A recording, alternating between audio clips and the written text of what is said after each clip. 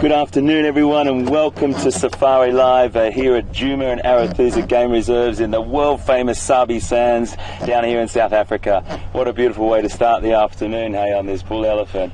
Just getting a bit of cool water splashed over him there. We just came around the corner and there he was, and he's just given us a bit of a treat. He looks beautiful, shining like that in the sunshine. My name's Hayden Turner, and I've got Andrew here on camera with me. Fantastic to have Andrew on board. If I haven't met you before, I used to be here in November last year with Pieter Pretorius, and we've come back for a little bit of a visit and to do some drives, and it's an absolute privilege. So absolutely fantastic to be here. Remember, Safari Live is all about interactivity. It's about us interacting with you and you being able to connect with us here live in South Africa. So if you've got any questions you want to ask us, you can tweet us at #SafariLive, or you can email us at questions@wildearth.tv. Now, you can probably see by the way I'm squinting, the sun's beating down at the moment here. It's 33 degrees Celsius, sorry. And the elephant's just starting to move around to this buffalo here. While I give you this little bit of information, 33 degrees Celsius, about 91 degrees Fahrenheit. There's a bit of a hot wind blowing, and I do see some sort of storm clouds over behind us. So we'll watch the weather. We'll keep you well informed about that. But isn't this just beautiful to see? What a great way to start. This beautiful, beautiful young bull. Now, he's far from fully grown, that's for sure. He's got a fair way to go, but he's a beautiful specimen, that's for sure. He's got just small tusks coming out. When he would be potentially at his full size, he could get up to about 6,000 kilograms, which is about, wow, I have to do my conversions quickly in my head, but let's go for about just over 13,000 pounds. And he would be potentially standing or anywhere between around 9 to 11 feet at the shoulder. Which, goodness, again, I have to convert that back the other way now. That's about 3.5 meters roughly, and he'll get to a very, very big size, and he will then start to do what elephants do and trail the herd, looking for females. He'll be spending most of his time either as in a bachelor group at this age, probably. But we did have some information from our zoomies, our wonderful zoomies that manage our cameras all around the place. And thank you to you both for giving us some information that at about 2:15 today, right where we're sitting now, there was a beautiful breeding herd of elephant that came down to drink. And they've just gone up a road around to the left, which I'm going to follow up on just now. So this boy's just had his drink and splashed himself with a bit of mud, had a bit of fun. Obviously the buffalo know how to get out of the way. There's nothing really that challenges an elephant in the wild. Buffalo take a bit of a walk on, and he's just moving around the waterhole there. He might get another drink, or he might start to follow up that female, that breeding herd. Now, he could smell a female potentially in estrus in season. And if he does, he might trail behind that herd for some time until she gets into the perfect time for mating. But it's a beautiful sight to see that sun glistening on the water and that elephant all shiny there in the distance. We might move on, but great to have you on board, as I said. If it's your first time on Safari Live, it's a great journey that we do every single afternoon and every morning here on Kunyuma and Arathusa. And it's all about us getting out and just seeing what happens. It really is. The script is written by the bush itself.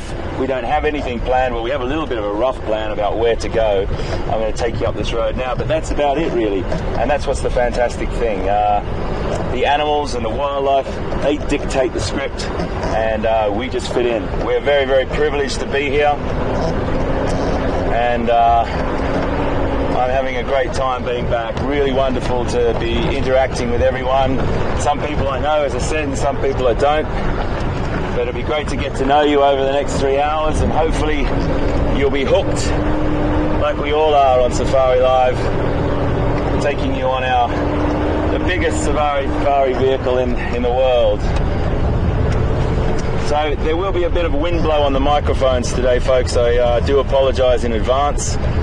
We've got little wind gags over our microphones here and on our camera that cut out a little bit of that, but it is a very, very hot breeze blowing at the moment. So this time of the day, as we all know, we will be getting a situation where majority of the cats are flat. It's so hot, they'll be conserving their energy, and you will also find the elephants in the cooler parts under these big trees. But we might try and find that elephant herd, just because the wonderful zoomies, gave us a bit of a tip off here, and I can see elephant tracks along the road. A little bit hard to see in this light because the light's coming from directly above at the moment, but if I see a good one, we'll stop, and we'll show you the different size in the elephant's feet as well. Some of you may know already that the back foot and the front foot have a different shape, and if I don't find a good example of that, I'm just looking out of the vehicle now. Sometimes it's easier just to show you on the iPad, just to give you an idea, and then when I find some good ones in the right spot, I can give you another look. But the the back foot and the front foot, quite different. The front foot's round, much rounder shape than the back foot. The back is an ovular shape, and you really do see the difference when the animal's walking, obviously, next to each other. How about we show you right now? That's a good idea, rather than just talking about it. Just coming to a stop here. I'll just quickly whip out the iPad whilst I'm doing it and just getting this app up for you. It's a really easy thing to see the spoor of an elephant, and there's a very unique fingerprint, or footprint I should say, much like ours, and it's a really great thing to compare animals. You can get the okay, here we go, elephant, and that's the front foot. Okay, I'm just going to hold that up there for you and try and get the reflection off if I can. It's a bit tricky in this shot. That's a good image of the front foot. I've got to show you the back foot. I don't have a silhouette off it, but the back foot, if you can take the edges off that, is a much more ovular shape. Now the reason for that, so I'll just remove that now for you, it's just to give you a quick look. The reason for that is that the majority of the animal's body weight is on the front of its chassis. It's in the shoulders, it's in that massive head, that massive trunk, that massive skull, and a lot of the time massive ivory as well. And in the back end, it's a lot lighter. The elephant's skeletal or skeleton structure is like a honeycomb. If you look inside it, I'd love to be able to find a bone for you, and if I do, I'll definitely put it on the truck. The bone, if you look inside, it's like a honeycomb structure, and it's been designed, I suppose, if you want to, for want of a better word, to allow the animal to have a really good solid structure, but not have the weight of full solid bone. And very, very beautiful design, elephants. So I'm just keeping my eyes out for this breeding herd. I don't know if you can see down there now. I just want to get in Andrew into a position here, so bear with me, folks. See if you can get this, Andrew. It's a little bit of a tricky one, mate. It's just on that tyre track there. If you get in there, can you see that, mate? Okay, just there. So that's an elephant track, and you can see it's the ovular shape of the back foot there, but you can see those tiny little cracks in it as well. Those tiny little cracks is that unique fingerprint. So a lot of scientists use different methods to track their animals. Obviously, when you get an animal visual, you can see by the ear notches and the holes and the little imperfections in the ear that it's picked up over time. But when you're tracking, obviously, you want to know what individual you are tracking. So that fingerprint, which is a footprint really, is a great way to do it. Now, these elephants have gone up this road, and they have the spoor, the tracks still go up here. So I'm going to follow up. We do find that elephants do use the roads quite a lot, and I think Pieter might have touched on it earlier today, or it might have been yesterday. And he gave some background of that a lot of the roads through here are animal tracks or animal pathways that have been widened by vehicles or whatever it may be. We've still got those tracks going up the side of the road there, and you'll find that a lot of those roads are the most efficient, most effective way to get from A to B. Another complete sign that elephants have been through here, broken off this branch and just dropped it in the middle of the road. Now let's just see. if we can come across them. Always can't guarantee because it's so hot. They might drop down into a little drainage line to get into a bit cooler area, but we'll do our best and see what we can find. Great to have you on board.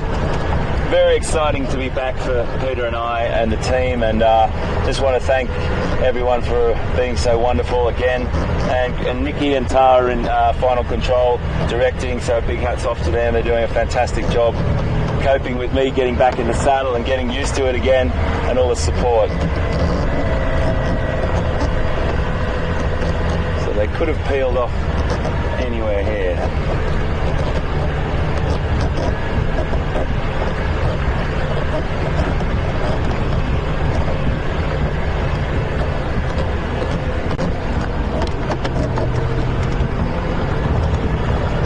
Scanning around here, just looking to see through the vegetation.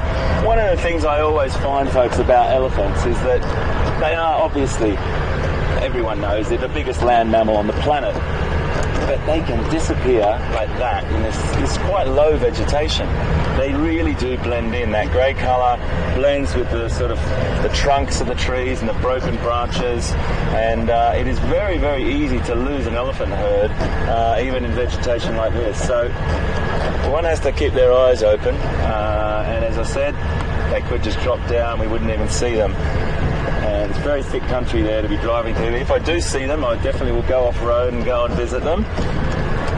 We had a lovely encounter this morning, if you were with us, with a beautiful breeding herd of elephant. One of the females came up to within about 10 metres of our vehicle. We saw a couple of youngsters playing, and then right at the end of the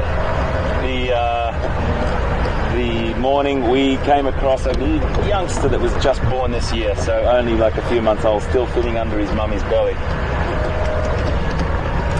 So what I might do, folks, is just while I'm looking here, I'll definitely come back to you, is cross over to Pete, see what he's up to. I know he was hot on Kunyuma and trying to find out if there was any updates there. So why don't we go across to him? We'll see you just now.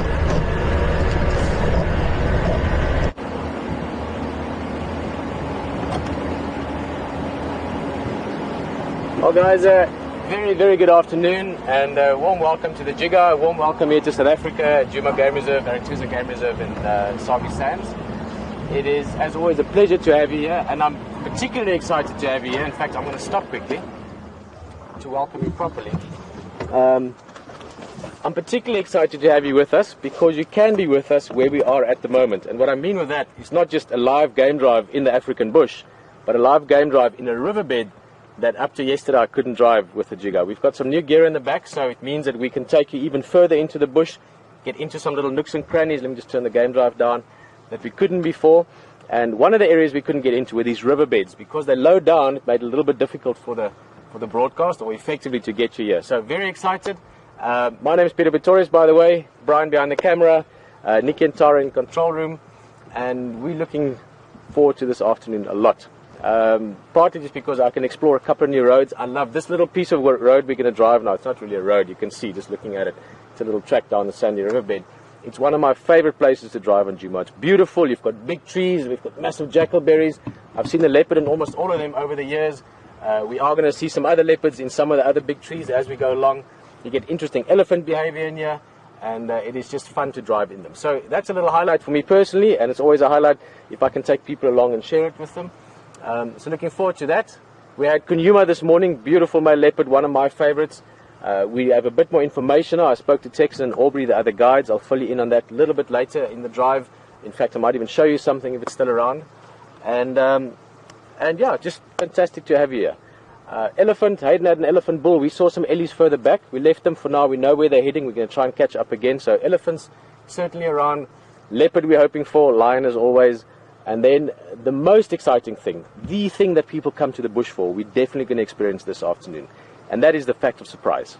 You're driving around, you're coming around a bend, and there's something you didn't expect to see. And that happens always. Even if it is just a nice sunset, or for me this afternoon, to be able to drive into the riverbed and be able to take you along. So that is always, for me personally, and I'm sure for many, many of you, the joy of being in Africa and being on Game Drive is that experience of just the unexpected and just enjoying the beautiful nature around us. So let's go look around.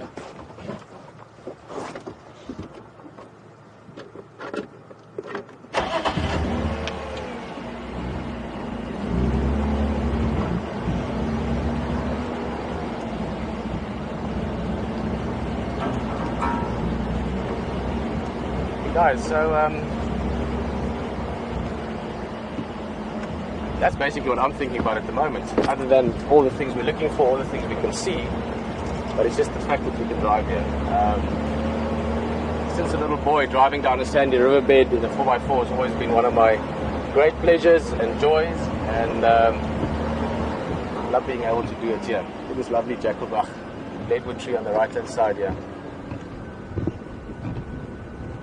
Big knobthorn in the back, and the tree on the right hand side, this one is a leadwood tree.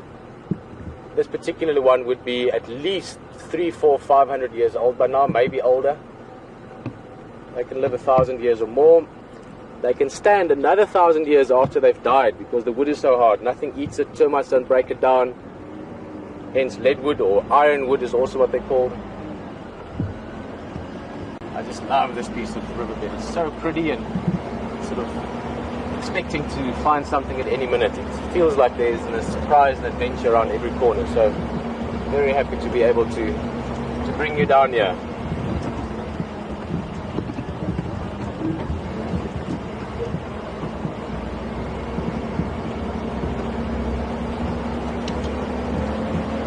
And it's beautiful, just look at it, it's gorgeous.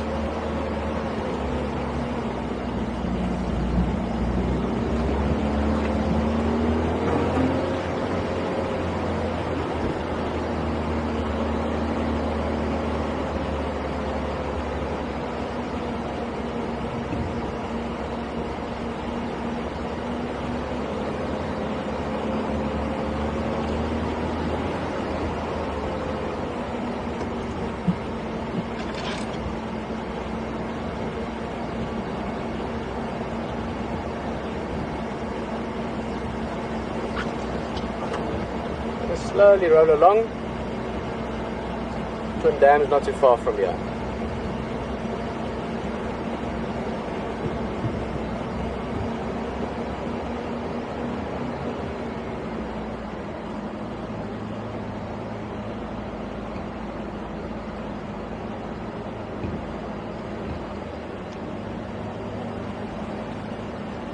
Well guys, if you've been away for a minute or two, we've just been driving down this absolutely beautiful riverbed lined by stunning trees, of which maybe this is one of the best examples. When you draw a tree as a kid, you draw a kid as a kid, it's got 2 legs and 2 arms and a head. And you draw a tree as a kid, they look a lot like this. You've got a big trunk and this beautiful sort of symmetrical crown to it. And this is a beautiful jackalberry tree. I have seen leopard in it. I'd never drive past this tree without looking for leopard in it again. But it's also got a very descriptive name. A jackalberry tree has these berries on it, and it's one of the few trees that doesn't have a specific season for fruiting. You get the fruits throughout the year sometimes, and many animals eat it, not just jackals. For a second there I thought maybe Brian had spotted a leopard and he was just going to surprise us. Not impossible. I've driven in this riverbed. In fact, I'll show you the tree just now. It's 2 trees from here, where we drove under the tree, and for some reason I had a tracker with me. His name was Rodney. He looked back and he was like, whoa, whoa, whoa, whoa, and there were 2 leopards up in the tree that we'd just driven underneath. So it can happen.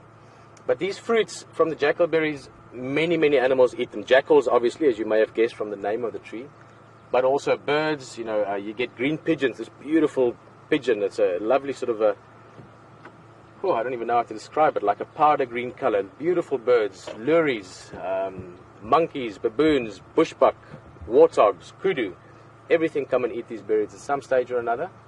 They're also evergreens, so they're fantastic shade trees throughout the year. And one of my other favorite trees. A couple of minutes ago we were talking about the leadwood. And as I was saying just now, just up this little bank, we've got twin dams. We can have a look at twin dams, and then I'm actually going to get back into the riverbed. Let me just show you actually, Brian, if we just look down the riverbed, you can see where the tracks go. Those 2 trees hanging over the riverbed, those 2 sort of lush green ones, those were the ones. We drove underneath them, and looking back we saw a leopard lying up in the branches, literally above where we'd driven. So you must always look around carefully. Quite a few flies out this afternoon as well. It's quite hot, overcast. In fact, it looks like maybe some rain in the distance. So a very dramatic, exciting afternoon in the bush. Look at those clouds. We're going to come driving back down this riverbed and see what we can find. There's something I saw earlier I want to show you. Guys, also remember you can always send questions, hashtag Safari Live if you're tweeting or just want to chat via the tweets, or mail it, that's electronic mail, not by post, to questions@wildearth.tv.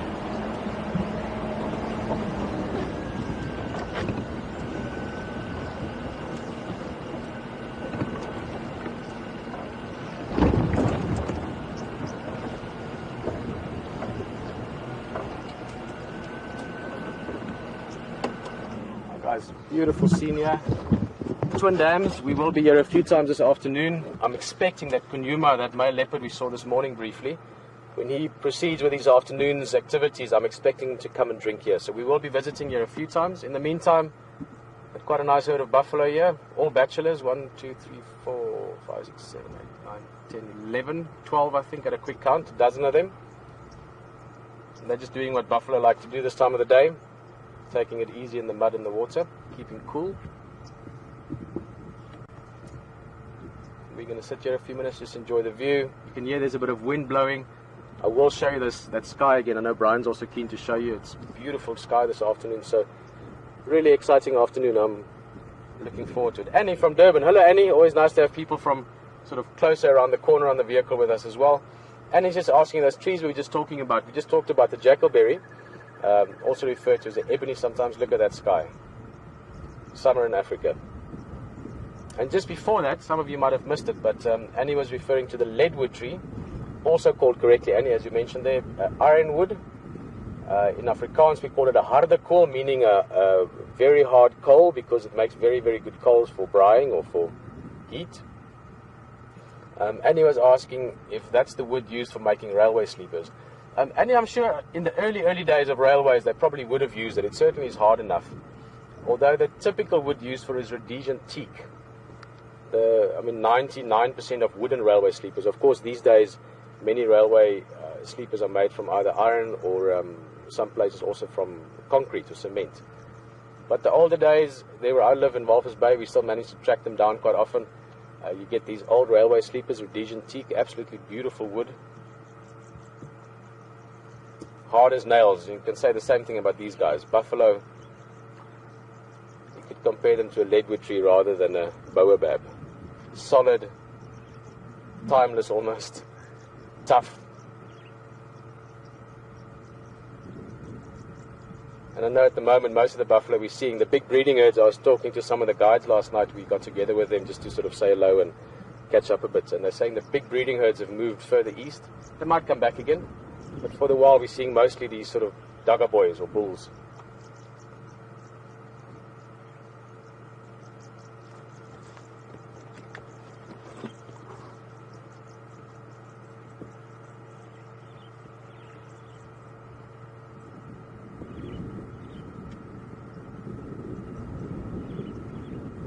Always tricky to watch birds because you have to be able to get close enough to see them. Brian, is that lure is just too far, huh? Where about? Just in front of the buffalo on the water line. Oh, there. Yeah, just. Yeah, I see it fairly well. It's a grey lurie. A lot of bird names every few years change a little bit. It's now referred to as a go-away bird. Grey luries are one of the birds that would eat jackalberries. Grey luries, purple-crested luries, we see them sometimes here, beautiful birds. Green pigeons, like I mentioned. And yes, Diana and Robin were asking about jackalberries. As I said, lots of animals eat them, lots of birds eat them. Humans do eat them, but they're not that great. It's not something that people really sort of make a meal from, if you want, like marullos, for instance. Marullos are actually actively collected by people still today for the fruit, for the nut, different uses for it.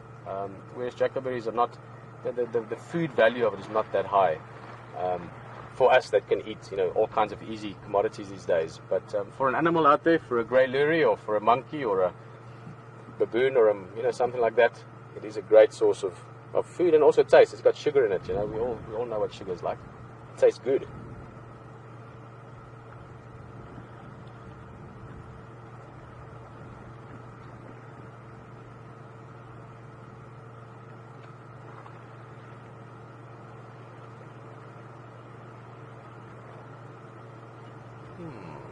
Which one was that? Said a few comments there regarding the one buffalo looking like the tail tip's missing. It might have just been sort of cramped up or rolled up a little bit. Can't see one with a missing tail now, although seeing buffalo with missing tails is fairly common. Yeah, I think the tail was just tucked away there. Buffalo, zebra, those are probably the two most common ones to see without tails. And it's because lions hunt them, and lions sometimes jump on their hindquarters, and buffalo or zebra, I've seen it happen, it's quite spectacular to see.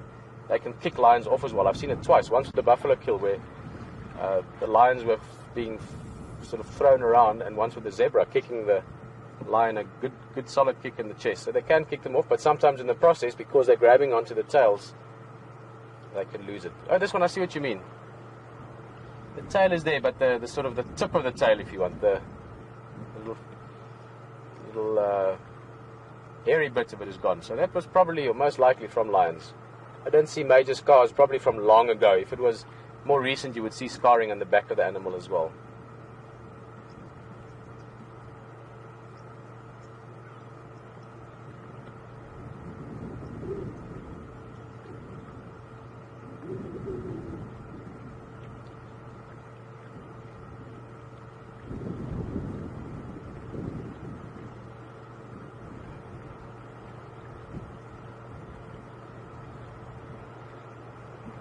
Right, I'm going to take a couple of minutes here. It's a lovely view, nice bird activity. You've got the blacksmith plover in the back there, or lapwing, buffalo, nice breeze blowing, which is quite cool. We'll go another question or two. It's going to take a few minutes and just enjoy the setting.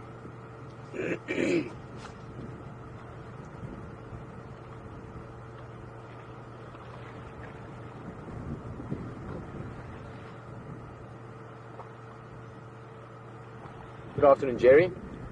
I'm asking on Twitter there, where do these animals get their water from when it dries up? A very good question, Jerry. It's a very practical question, one that actually plays a very big role in the game viewing experience.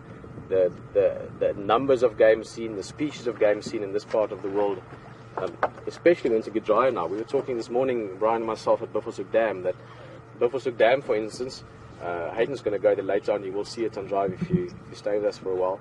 And Buffelshoek Dam is one of the bigger ones and keeps water normally to the last. So when the other waterholes start drying up, for instance, this one, Twin Dams, if I had to guess it, looking at it now, unless we get some rain, I mean, just looking at this afternoon, there might be some rain on the way. But if there's no more rain coming, which is possible, we are at the end of the rain season, then Twin Dams, my estimate here would be another 8 weeks, maybe 2 months, May, June. By July, latest end of July, this will be dry. Gari waterhole in front of Voitela Lodge, I would give maybe 3 months, 4 months at the most. So by the time that it's sort of in the middle of winter and it's very dry, then the animals will have to flock to where there is water, and they'll cover big distances for that. Even more so once it's sort of early summer before the rains, any remaining water sources will be very popular. Big permanent rivers in Kruger, big waterholes in this part of the world will draw massive numbers of game. So the game drives this year will be spectacular as it goes more and more into winter.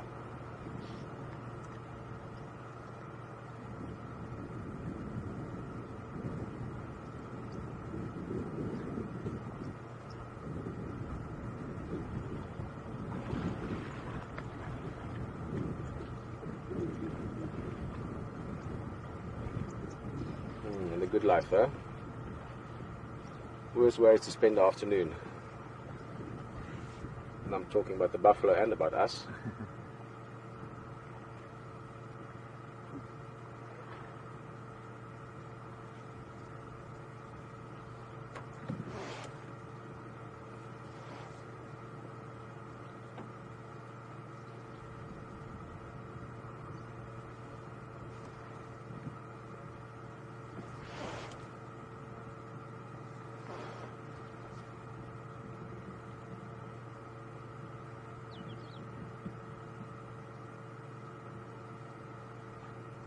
That's a lovely view.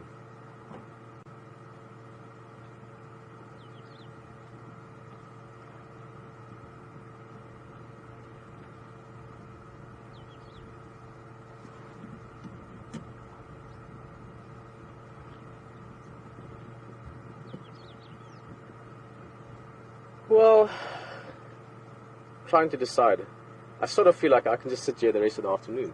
It's very pleasant. Yeah, it's very pleasant. There's a bit of a breeze blowing, some clouds blocking the sun. It's cool. It's been very, very hot earlier today. And sort of hot in that sort of clammy, getting ready for rain kind of way. There you can see the clouds. That's looking towards the west now. Got a beautiful herd of buffalo. I've got a, I'd give it a 75% chance that we will find the leopard at this waterhole with a bit of luck, because you have to be there when it happens. But I think Kunyuma will come and drink here later on towards sunset. Nice bit of bird life. So we could easily spend the afternoon and have a very, very good afternoon. But at the same time, that's the benefit of having a fantastic game drive vehicle that's been built for us. Probably the best vehicle in the world for doing what we're doing. So we are going to drive around. I want to take you down that riverbed again that I spoke of earlier. I saw something. It's not something massive, not something great, but something really interesting. I think you'll enjoy it. So I want to go show you that. We are going to come back here. We're going to sort of circle back and forth a few times. We will keep an eye on this waterhole and see what else is out there. HT is also cruising around. He's heading up to Buffelshoek Dam, another big waterhole. So I've got a good feeling about this afternoon. Let's go take that riverbed.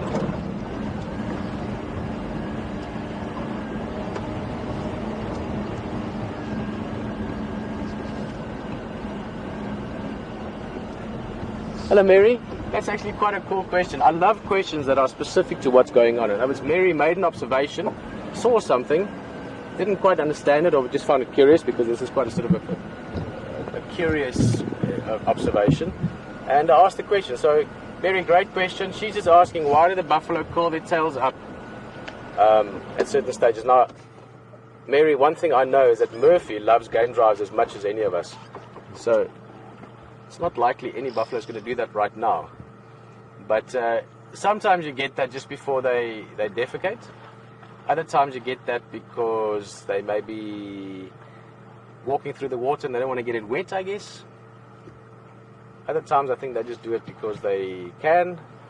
And then sometimes you get it where it stays like it because they've broken it, maybe in a fight or running around in the herd or something like that. Oh, just look at that guy. Brian, a little bit more to the left. He was standing further back earlier. He looks like he's been built out of concrete. Look at him.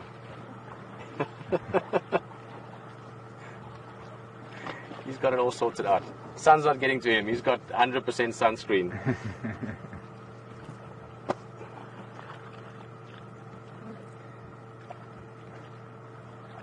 That's a great question, Velma. Velma in Michigan is just asking if people ever eat buffalo meat. And I know this is a controversial discussion that we won't go into now, because some of you may eat meat, some of you may not eat meat, and all these different... Guys, let's just see how this other one did it. The on the left one is lying down now. Brian, I'm just going to roll forward. I think this twig is in your way. There we go. Look at this. This is the application to get yourself looking like the guy we just looked at. And buffalo love doing this. Firstly, foremostly, I think they do it because it's nice. They enjoy it. I've looked at them doing this. They're having fun.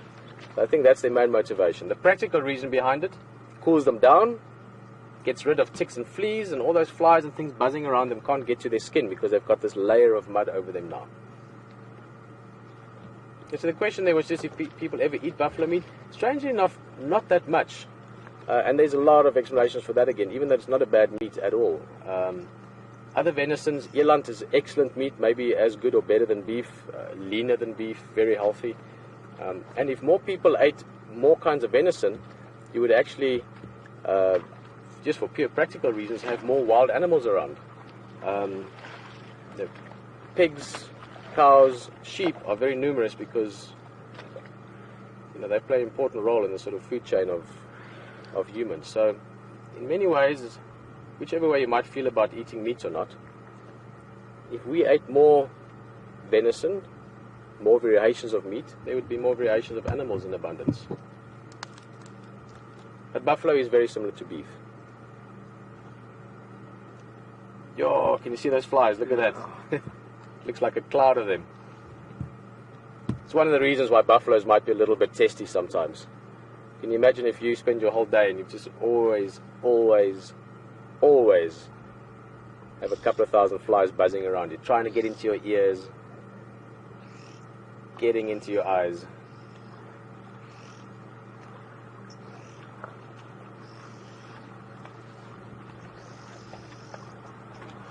Ah, that must feel good.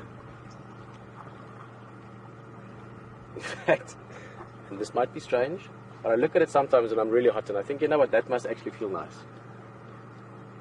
Obviously, you'll go for a swim after to get rid of the mud again, but you can imagine if you're a big animal. This is a big bull. I was looking at him now. He's got big shoulders, strong built. He's probably 800-900 kilograms. That's 1,000, 6,000, 700, 1,800 pounds. Big buffalo. Look at that. So you get very hot. Look at him. Here's the wet mud buffalo and the dry mud buffalo.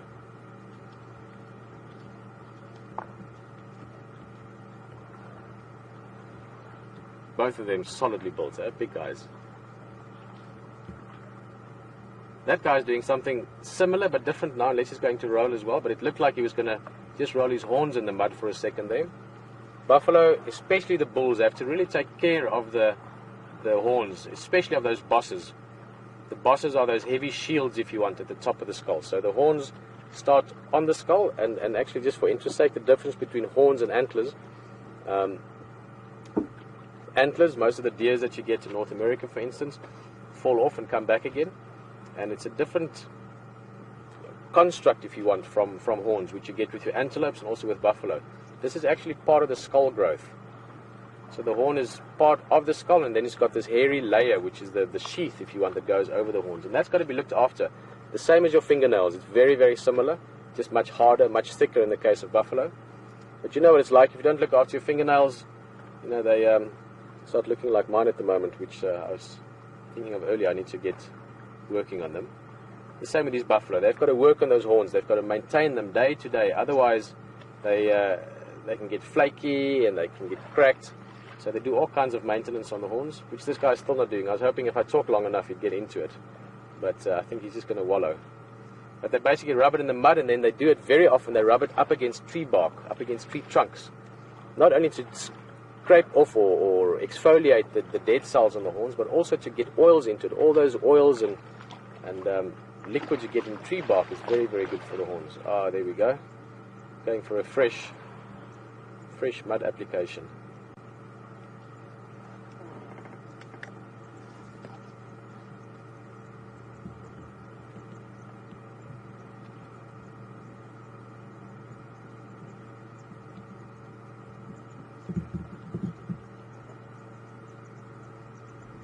Just while we're sitting in such a great spot, I just want to see this bird here just to the left of the buffalo. I was just noticing him. He was coming a bit closer. This is called a blacksmith plover or a lapwing. We're going to talk about him more just now. I just want to quickly answer Max's question. Max, this is one of my favorite questions. Ask it again in the next few days if you want. And I've got to pick it up a little bit just for time. But Max is asking, what's my favorite month or what's the best month to come to Africa? Max, any month. The first opportunity you get, the first day you can come to Africa, that's the best time. The second best time, in my opinion, I've always said May. I love the month of May, so I'm very excited to be here for that month. But it's very true what you say. As it gets drier, as the water holes get smaller, as water becomes less available, obviously that becomes a massive attraction. So winter, midwinter, end of winter, early summer is also very good for game viewing. But I truly, honestly believe the best time to come to Africa is whenever you can, as often as you can. Always been my answer, always will be.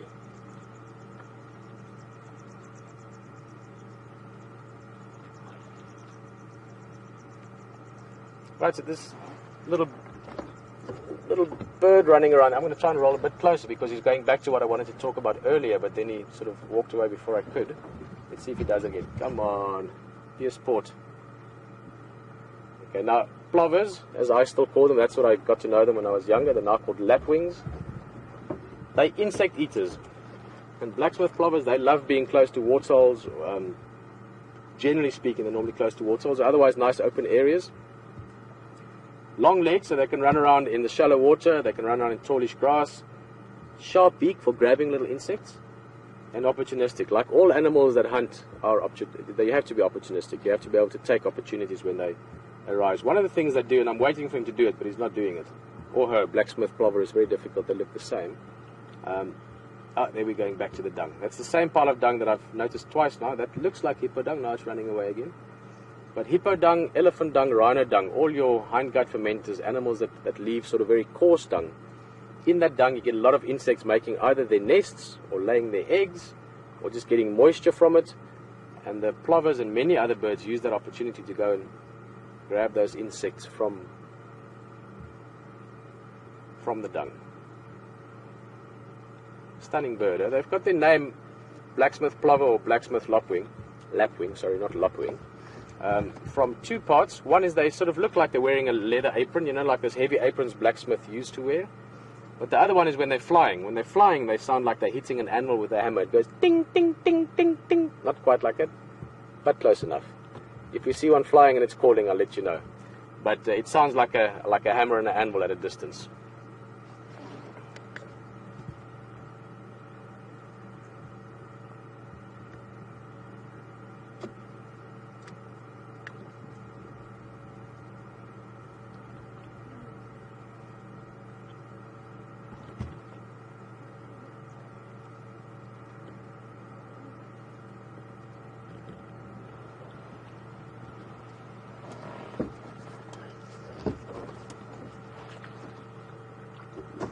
Right. It's difficult to leave. It's such a nice setting.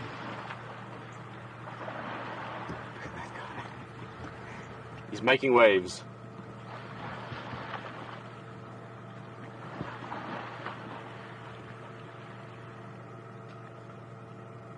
I just imagine that. I mean, as humans, we've got so many luxuries around us, and that's great. You know, I'm a fan of luxuries at the right time, but the small pleasures in life. Imagine these buffalo. They've been hot the whole day. Now they can roll in the water. There's one walking straight through the water. 2, 3 of them in the back lying flat down in the water. They must enjoy this so much. A nice way to cool down. A little bit of grazing again later in the afternoon. They just seem so content. Being content and being happy, I think, is often not far removed from each other.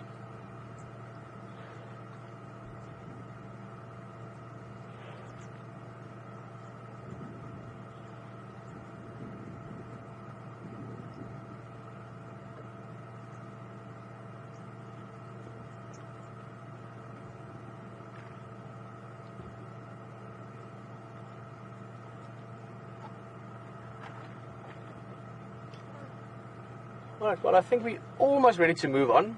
If you've maybe just joined us, we've been sitting here enjoying a beautiful afternoon at a waterhole. We've got this lovely setting of buffalo bulls just taking it easy around the water. If you've maybe just joined us for the afternoon game drive, this is live in the African bush down here in South Africa. My name's Pieter Pretorius. Brian on the vehicle with me. Always nice to be with Brian. And we've been having a good afternoon. HT started with a lion. We'll get there. HT started with an elephant earlier. We had this buffalo and we ended up staying with them longer than planned just because there's so much going on. They've been rolling and they're just sort of showing us how to sometimes just enjoy life. Just take it easy and enjoy the small pleasures. And I've been threatening to do so I think I want to do it now. I want to take you down a little drive down the drainage line, which we came up earlier, but I want to go back down it. Something I want to show you. Nothing major, don't get excited about it. Just something small. But noticed it earlier. Guys, we have to have one more look at this buffalo. Sorry, he's just great. In fact, I'm going to get a picture of him as well. He just has this great look of timelessness about him. I don't know, something very wild and rugged about him.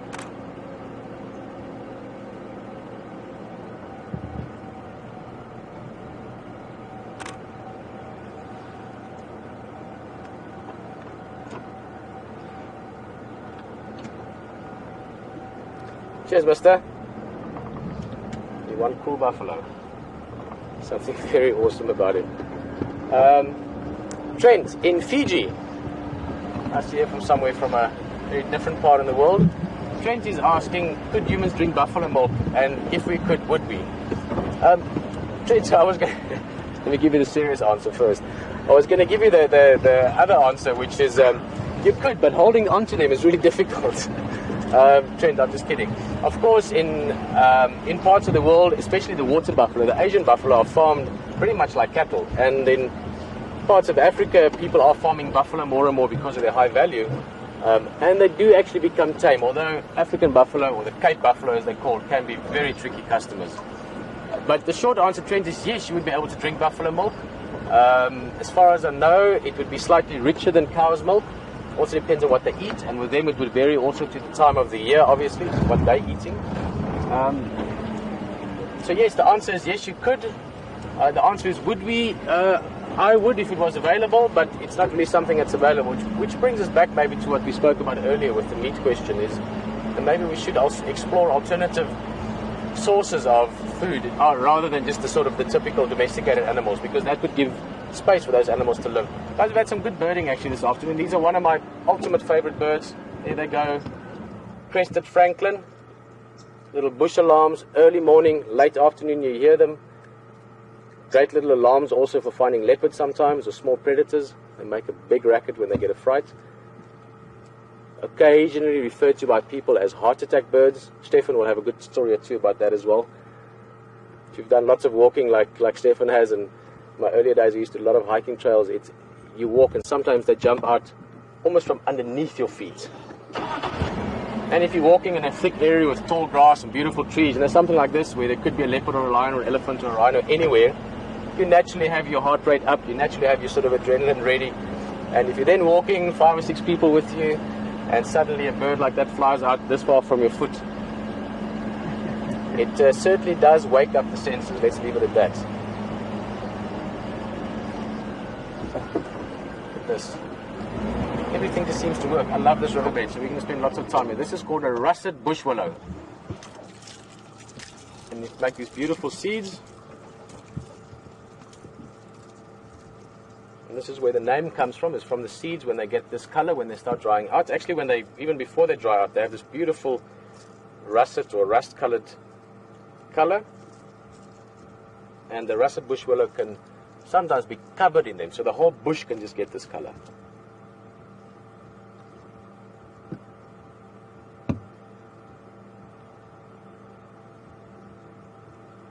You can make a tea from this as well, so you can take these seeds, you can boil them up and it makes a little tea. It's not that bad. I mean, it's similar to rooibos too, I guess, in color and texture. And all the combretums, look at that, all the combretums have got these winged fruits, normally 4 wings. And let's just see, there is a little bit of wind blowing. Sorry Brian, I'm a bit quick there. The wind has just stopped now, but the principle of this is very basic. If the wind is blowing, the seeds will move along, they roll along.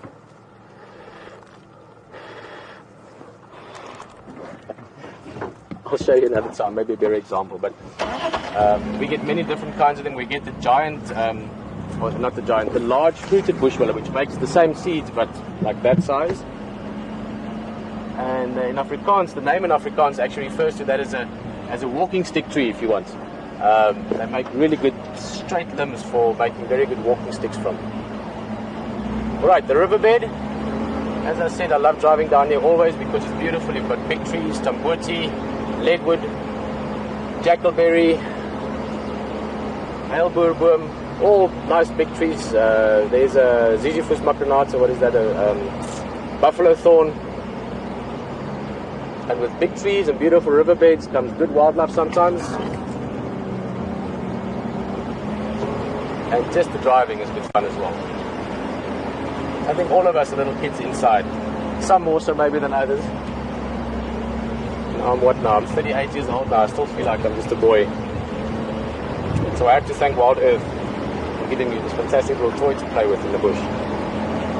But guys, just driving down such a beautiful part of nature is a pleasure in itself. Anything you see then is just a big bonus, a big extra present.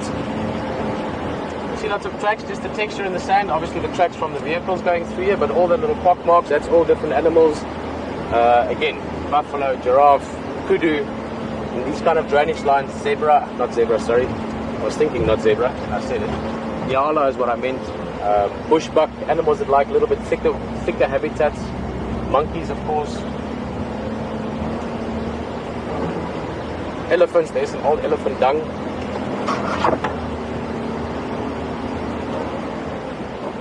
How nice the backlight is catching this grass.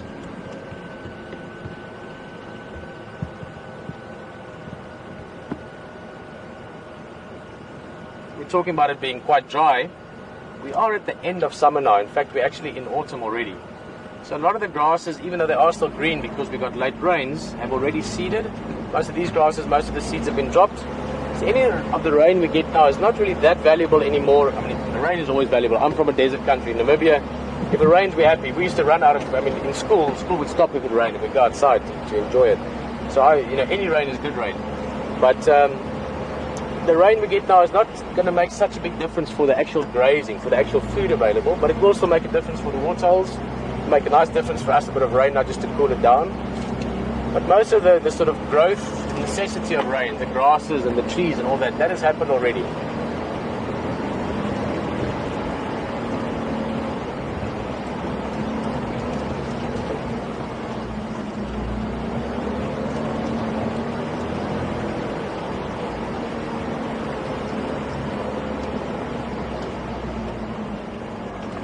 As we're almost at what I wanted to show you, it'll be here shortly.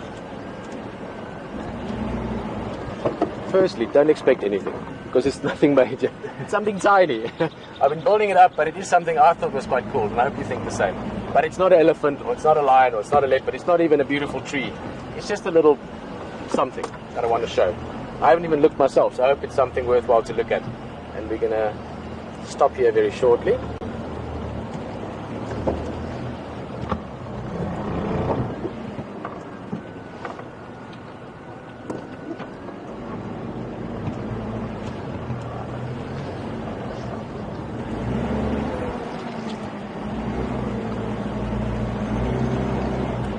Alright, so we have gotten to this thing I want to show you, and as I said, very importantly, it's nothing major, it's nothing big. In fact, from where we're sitting, it looks like nothing at all. But I will go there and show you that is actually a hole in the sand, which is why I don't want to drive too close. Firstly, we won't be able to see. Secondly, if I go too close, it'll actually collapse, because it is just gravel or sand. I'm going to go a bit closer. You won't be able to hear me very well, I won't be long. But basically, I just want to try and show you how deep it is. When I come back, I'll explain what it is. But this was made by elephant. Now, we've just seen, Brian, if there's anything urgent, just let me know. Cool. We have seen back at the waterhole, there's water not far from here. So elephants could get water there. But elephants especially, being smart animals, like clean water, just like we do. If you have a choice of dirty, brown, sort of mucky water and clean water, you're going to choose the clean water. If there's no clean water and only brown water, you're still going to drink it because you're thirsty. But elephants, even if there's water available, will sometimes come in these riverbeds and they will dig in the sand to get beautiful, clean, filtered water. Let me see. I didn't actually think about this before. I didn't have a cup here. Let me just go show you how deep it is.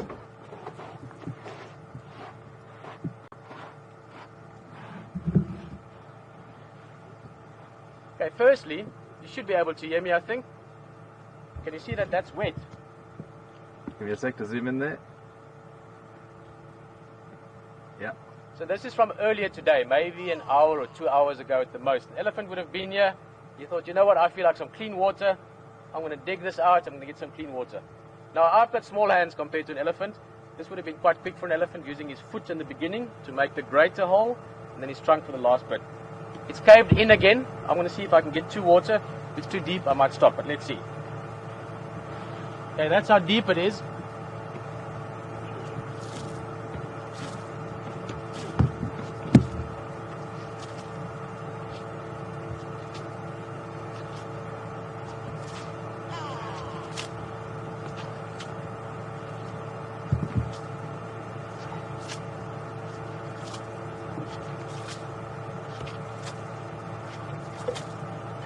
I've got water already.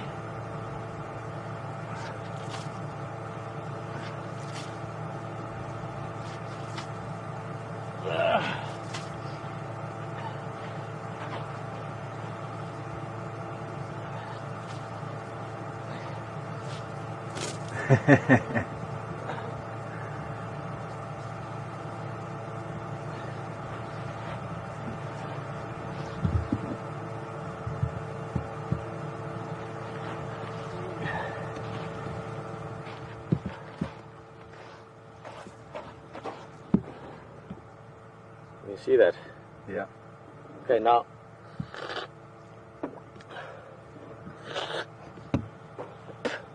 apart from a few bits of sand, that is actually very, very good water. And that's how they do it. For an elephant, that would have taken probably as long as it took me just to open that up from scratch, dig a little bit, clean water. Now, an elephant, sorry, it was harder digging than I thought it would be. For an elephant, he's not going to quench his thirst. An elephant needs to drink if he's thirsty, 50, 60, 80 liters of water. What is that, 20 gallons of water. So he would have done that just because he felt like a nice clean drink. Dig a little bit, nice sigh for water, come back with it. You know what, I'm going to let Brian taste as well because it really is good. Let's take my water bottle cap.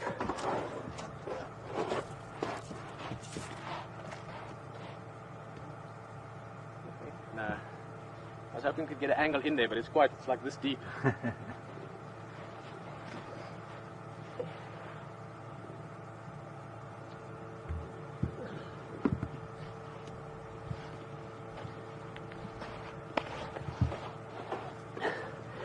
Now what you would do if you were looking for water and you're surviving out here, I would actually recommend that you drink this water rather than at the dam. At the dam there's buffalo lying around in it and elephants, all kinds of things. This is clean water. It's mostly just the minerals in the sand that you're seeing causing that color. It's literally just filtering through the sand. However, if we were drinking this for survival, you would take this, obviously collect it until you've got enough, get some kind of a container. Hopefully you had a water bottle, otherwise you make something. Ostrich eggs work great. There's a couple of different things you can use. And then you'd filter it. You would take this, maybe take your shirt off, or a handkerchief if you have, a scarf, pour it through it into another container, just to take out the major sort of bits and pieces that might be in there. But keep in mind, this water has been filtered by the sand. Want to taste, Brian? Do you have a close-up first? It's a little bit of a sort of a greyish colour to it. Yeah, let me have a taste. Ah, very, very good.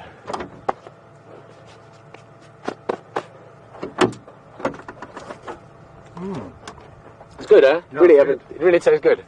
I wasn't expect it because of the color, No, it's actually not but it bad is at all. clean granite sand or sand filtered water. If you don't believe me, believe the elephant that did that. He didn't do it because he didn't have anything to do. He did it because he wanted to. It felt like clean water. Okay. So that wasn't anything major, but I thought something you might enjoy. I did. Who doesn't like playing in wet sand?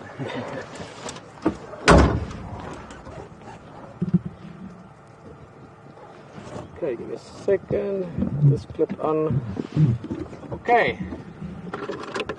Let's go look around. Still keeping my fingers crossed for Kunyuma later on. What's the time now? 4 o'clock South African time. Means we've got about an hour and a half, a little bit more till sunset. Let's look at this beautiful bridge. It's another russet bush willow, the same tree we spoke about earlier. Now driving underneath it, we're going to have to dip our antenna down, so you might have a second or two where we disappear or just sort of flicker around. Don't worry.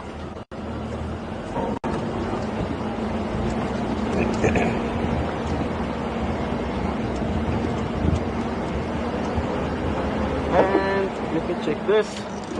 So I'm a little bit like a kid that's, I wouldn't say in the candy store.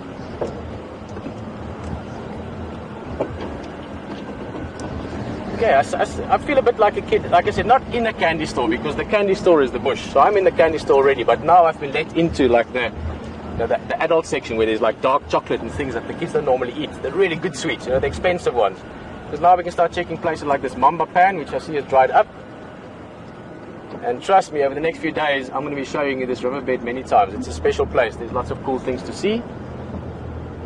And I'm saying that HT has got some things to show you as well. Really great guy. If you haven't met HT before, if you've just joined us for your first live safari, Hayden Turner, he's going to show you a few things. Enjoy the drive with him. I'll see you back this side again in a bit.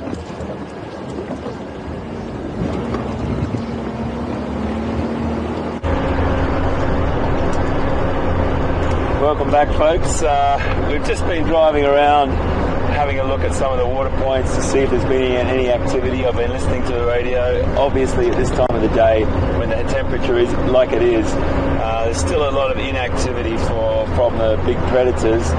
Even the hoofed animals like impala and kudu and so on, they're well into the shade. The elephant herd that I did look for, they went right across into another property, so we let them be. But what we've just done is come down to the airstrip here at Arathusa. Now, if you've just joined us, I'd like to give you a little bit of a rundown about what the airstrip means. If you're a regular Wild Safari Live participant, you'll know that Arathusa has an airstrip that lands its tourists and its guests in here on a regular basis. And tourism is really what runs a lot of conservation areas in Africa, and regularly guests will use this airstrip. We're just going to go back up the other side. And the reason I come down here is not to see the tourists arrive, and it's very rarely that I do see a tourist arrive. I come down here to maximise my chances on the potential of seeing another one of my favourite cats, and that's cheetah. Now, cheetah prefer open grassland to like this sort of open area to hunt. I do think I saw the guides down here a while back, a couple of months back, I think, see cheetah. It's very rare to see them, but they do pop their heads up now and again. And I really want to always make sure that we just put our nose in and have a look. I scanned the area from the other end with the binoculars, couldn't see anything. Again, it's a little bit hot, but if there were potential animals looking out, they could sit and elevate themselves on these termite mounds. It's a really a classic sort of pose for a cheetah to elevate itself up onto a little position there where it can see unsuspecting prey animals. Now, I say that they prefer this open grassland, but I have seen cheetah hunting in, if you can just pan around to this sort of vegetation, please, Andrew. I've seen cheetah hunting in that very successfully as well. The little bit thicker sort of country like that, and it really does depend. Animals will adapt their hunting techniques and their needs as and way as it pleases them, but depending on where they are, and it's all based around food availability. So if there's no food in these grasslands and they're all dried up, they're all gone a little bit barren from lack of rain, the animals might have a tendency to change their behaviour. Now, when I lived in Zimbabwe for quite a while, and I saw an incredible hunt there, right in front of my very eyes, as I was driving home from a friend's property just on dusk, and an impala. If you've heard this story before, I do apologise, but it's worth telling again, just because it was that sort of country that you wouldn't potentially think that an animal could travel at speed, up to 110, 115 kilometres per hour, as we all know, which is just over 60 mile an hour. We all know probably as well the fastest land mammal on the planet, but it's all good to put it into perspective, because you would potentially think that that's the only sort of country that they could run in. Well, I was coming into a little track just like this, and there was vegetation on both sides, and an impala lifted itself and leapt across the road, clearing the road completely. As it hit the other side, a cheetah at high speed, bang, got it right in front of me. I stopped. The adrenaline was pumping so hard in the cheetah, it didn't want to lose its kill, so it just sat with it and stared at me, hoping that I wasn't going to come any closer. I was only probably about 10 metres, about 30 feet away, and I just sat and turned my engine off completely. It was at dusk, and I sat there and watched. And I had one of the most privileged encounters with that species that I've ever had in my entire life. She then made sure that her animal was, her prey animal was dead, and she started to eat. A cheetah can eat a massive amount of animal protein in a single sitting. They have to be able to do that because they are definitely on the lower end of the cat or the predator sort of pyramid, for want of a better term, and they do regularly get their kills taken from them by wild dog, by hyena and lion, of course, and they also can risk injury. So it sat there, it made its kill, it finished it, it chowed down as much as it could, up to 16 kilograms in one sitting, which is about 30 pounds, maybe close to 40 pounds of meat. But before it gorged itself, it dragged the kill back across the road, and just about maybe 2 to 3 meters, maybe 10 feet off the road, was a little log, and out popped from behind it 2 cubs. absolutely incredible experience. And she took it over, and those cubs chowed down. And then I saw unfold in front of me the whole story. Hyena turned up, jackals turned up, and it was an incredible thing to just see those other animals push the cheetah away. She took her cubs to safety, and then there was another whole melee of activity with hyena and jackal and so on. But an incredible thing. So I suppose what I'm just telling you that story for is it's always great to come and have a look. It's always great just to double check and never ever ever think that everything in the books is written in stone. I talked to Scott and Brent today about really important that there's always exceptions to the rule.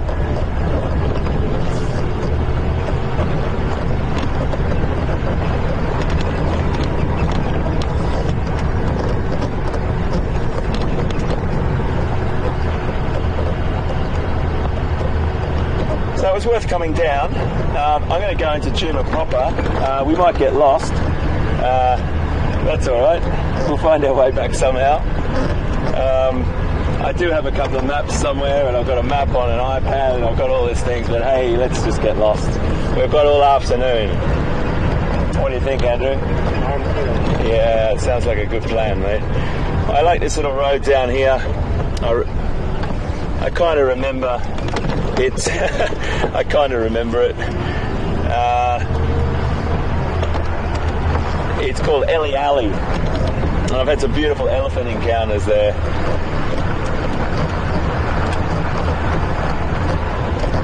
The flies aren't too bad today. I'm really impressed. I must have. I did a lot of praying to the fly gods last night and said, "Please give us a break." And it seems to have worked because they're not so bad, Andrew, today, hey? I say that now. Little squirrel there running in front of us, little ground squirrel. He's gone up. No, sorry, it wasn't. He's just gone onto there.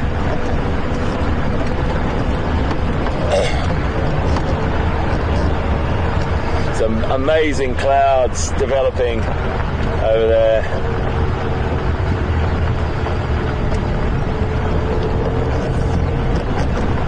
Great colours here at the moment, folks.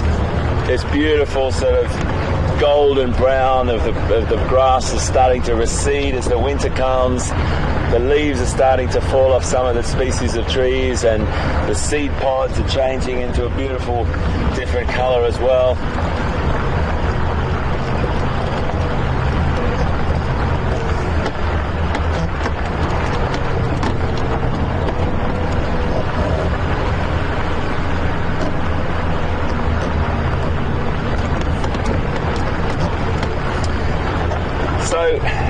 It's a really important thing, as I said, just to go and check out these locations. Go and have a look at, I think this might be Ellie Alley. I'm going to just try to have a go down there. If it's not, we might get lost, but hey-ho.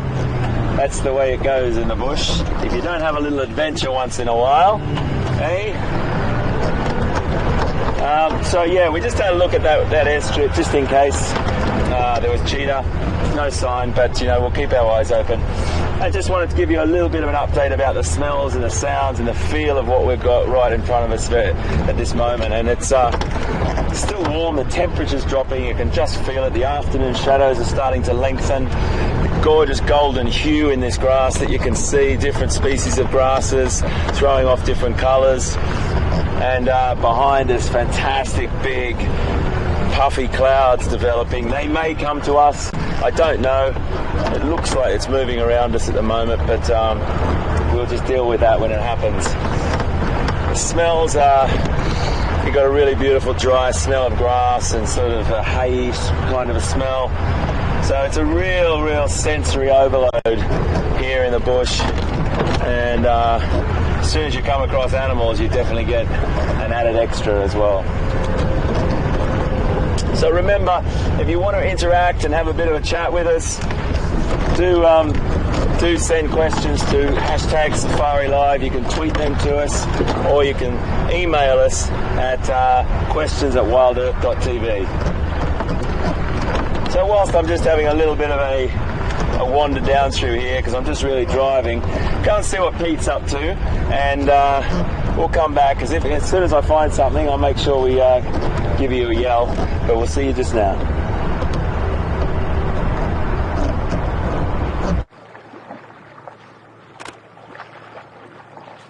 Well, welcome back this side. Nice dropping in with Hayden for a bit. But we're very lucky this afternoon. We came back to Twin Dams again. As I said, we are going to come back here a few times this afternoon to look for leopard, hopefully. But not only were the buffalo still here, beautiful background of the sky and the trees and everything that we left earlier, but also these 3 elephants. Just arrived here, didn't stop for long. They had a quick drink. That's the youngest of the 3. Essentially, it looks like an adult female with this calf. That would probably be about 3 years old or so. And then another calf a bit older, maybe about 10 or so. I would guess maybe her previous youngster. And I would also guess that there are another few elephants in the area. 3 elephants is not typically a herd. There's the 3rd one. But it's not impossible, but I would guess there's a few more in the area.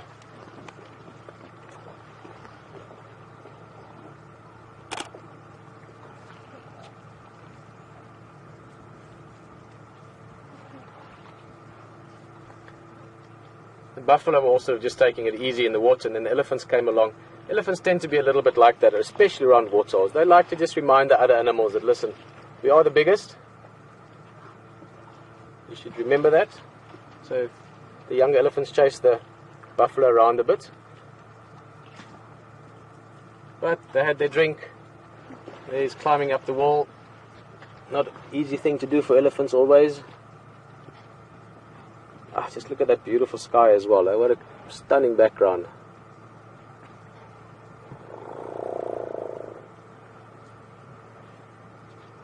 Beautiful light as well. I must admit that's playing a big role this afternoon. Just looking at that heron.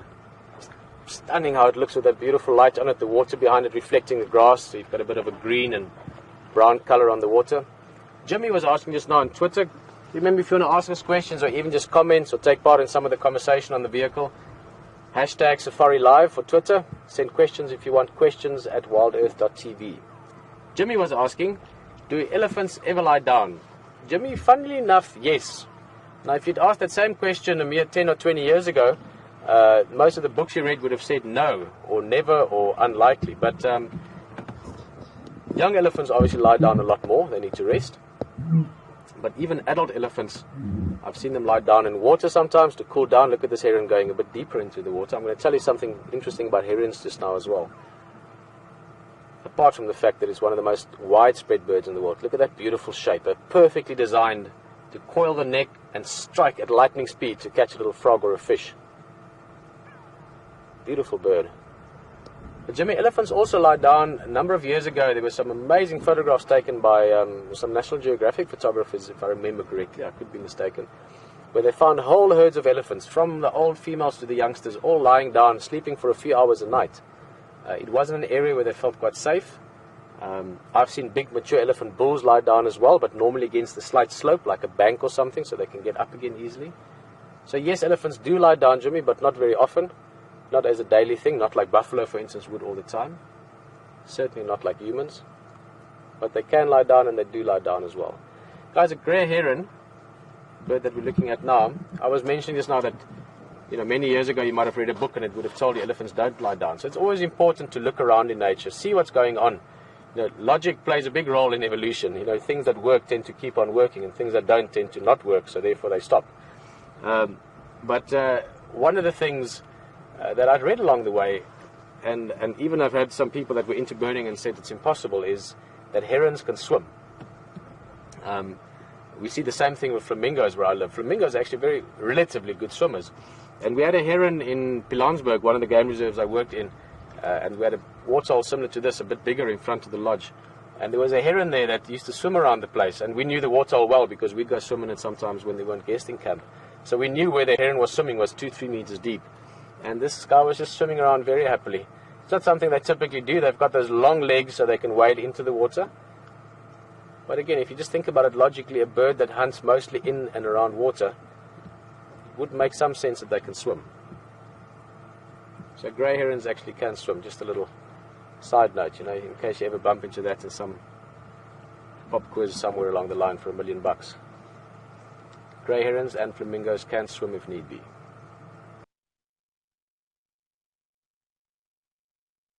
Sit here because it's lovely. It's not too hot now.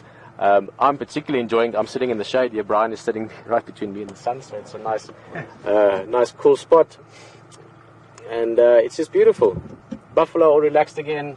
Elephants have come and gone. They were literally here for a few minutes. Now imagine those were 3 big elephants weighing thousands and thousands of pounds, and we could have missed them literally by a minute or two. So imagine just how easily you could miss a leopard or a lion or a wild dog or a hyena coming past here. So we will be frequenting this dam. It's been great for us this afternoon. It's visually just stunning. Just to look at that, it's beautiful. So I think we're going to move on before I get tempted to just sit here the whole afternoon. But in the words of a very famous man, I'll be back.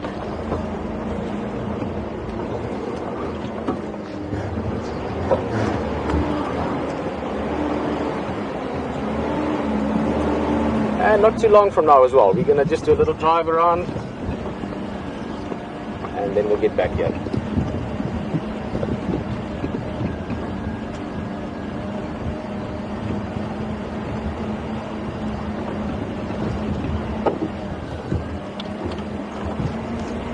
That's a log. Always the fun part, the first few days back in an area. You have to get to know the logs from the leopards, so to speak. The one right at the back. That one right at the back, yeah. That's a. It was potentially leopard. No, no, it's a log for next time. But we'll keep trying. The ridiculous 5, Brian. Yeah. That's what we call them, eh? The log animals, the termite pond animals, the bunch of grass animals. Forgot the other ones. Those things that are not animals that look like animals to the keen enthusiast.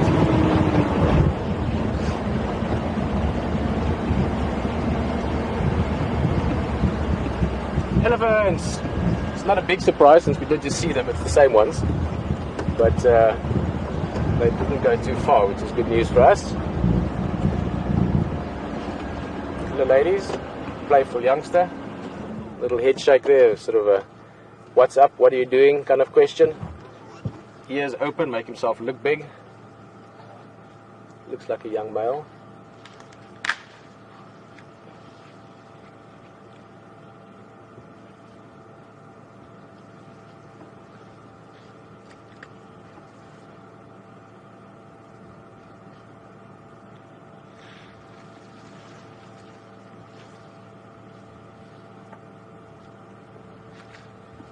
It's just while we watch these elephants for a bit. Those are the 2 young ones. Oh, I thought there would be more. There's another 2 approaching from the back. It'll be a minute or so before they get to us. Genevieve was just asking from earlier, digging in the sand there for the water that elephants do. These elephants would do it sometimes. Other elephants do it as well. Genevieve was just asking if there's any minerals in that water or in the sand that get transferred into the water. Definitely yes. And it would also be beneficial in some way or another. So it could also be partly that elephants drink that water not only because it's nice and fresh, but also because they know they get some extra minerals from it. You get animals using mineral licks as well, so places where where salt and things accumulate in the mud, they drink there. Good afternoon, guys. Mshlambi and Law, small Mshlambi here, close to the boundary, Twin Dams. Sorry, I forgot to pull that in. It wasn't on purpose.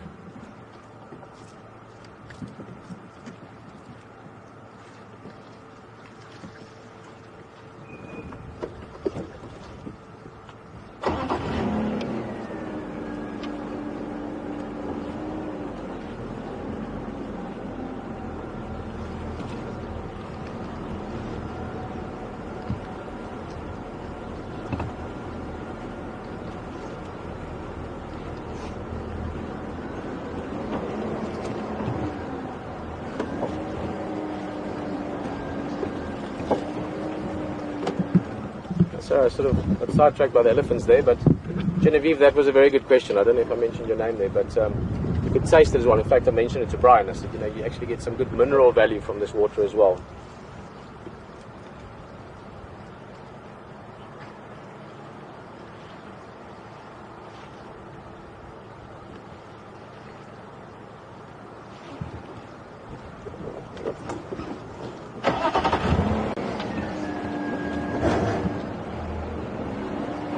Guys, we've sat to these ellies for a bit. They know we're not here to bother them, so I think let's get a bit closer. Another 2 have joined, so there's 5 of them now at least. Good afternoon, Sam, or should I say good morning? It's morning time in Ohio. Sam was just asking about that warthol we were just sitting with. We were discussing it earlier in the drive. But that warthol, I would say, has got another 2, maybe 2.5, 3 months at the most of water left in it. So definitely, Sam, your question, whether that warthol will dry up, it will definitely dry up. Oh, okay, cool.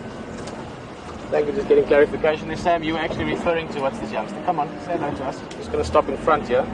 Sam was actually referring to that wall, to the hole that, I wouldn't quite say I dug it, Sam. I just sort of opened it up again. An elephant bull dug it. We actually found him not long after we left there. I just opened it up again. But Sam, that water hole will actually, before it dries up, it'll actually cave in again. It's loose sand. I would give it 1 or 2 days. A couple of small animals will go drink there, and the sand will just fall in again. But at the same time, the sand obviously prevents a lot of that water from evaporating. So if you were to go and dig there again a week from now, you'd find clean water again. And towards the drier times, when the water holes, like the one where the buffalo were, when they start drying up, you actually find that animals dig for water more often because they know there's places they can find it. And of the animals digging for water, you get antelopes doing it as well. By far the best at doing it are these elephants. They're very good at it. They can smell water miles away or way underground. And obviously being so big, they use their foot for the initial digging and their trunk for the last bit. Excellent, excellent diggers. So they get to that water very quickly, to the point where they even open it up for other animals as well. Sorry, I just getting back in the swing of things, I forgot to radio the game drive stations. I'll explain to you what I'm doing just now. Good afternoon all stations, Pieter, WildEarth out and drive. Just want to confirm we've got a Small Schlambi and Blorf, Winkler Relaxed at Twin Dams, and also Schlambi Dagga Boys Twin Dams. Basically what we're doing, for those of you maybe on one of your first drives with us, there's other game drives around as well. HT, the vehicle you were on earlier, other lodges, Texan and Aubrey from Voitila, Ryan and some of the guys from Aretusa, and they're all out, and we're all helping each other find things, and in doing so we all get better chances of finding things, and we let each other know. Someone's just asking me now if they can come have a look. I'll just speak to them. Last station, go again.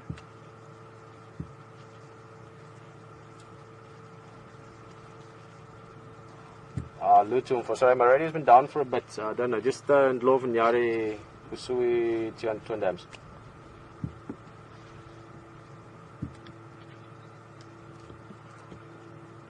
Lutum for, we're going to book off for that Ingwe a little bit later, hopefully Puzamati, Twin Dams too. That was just Andrew asking about the Ellies and where some of the other guys are, and Andrew was also asking the same question we're asking ourselves. As the sun is getting lower, as we can see there, he was asking if there's any sign yet from that leopard this morning. Andrew was one of the guys that saw Kunyuma with us. In fact, Andrew was also in there on foot with me when we found it the last time. Great guy, good friend of mine, Andrew Koza. I've known him for years. Where's this button? He's got the same plan in mind. He's also starting to circle the area. The sun is getting lower down. The time when the dappled things start getting up is approaching, and we're all hoping that we might find something here. So let's go look around a little bit. These ellies are moving into the bush. It's getting more and more thick. I don't want to bunderbash through them. Let's make our way back to the water, see what else might have arrived.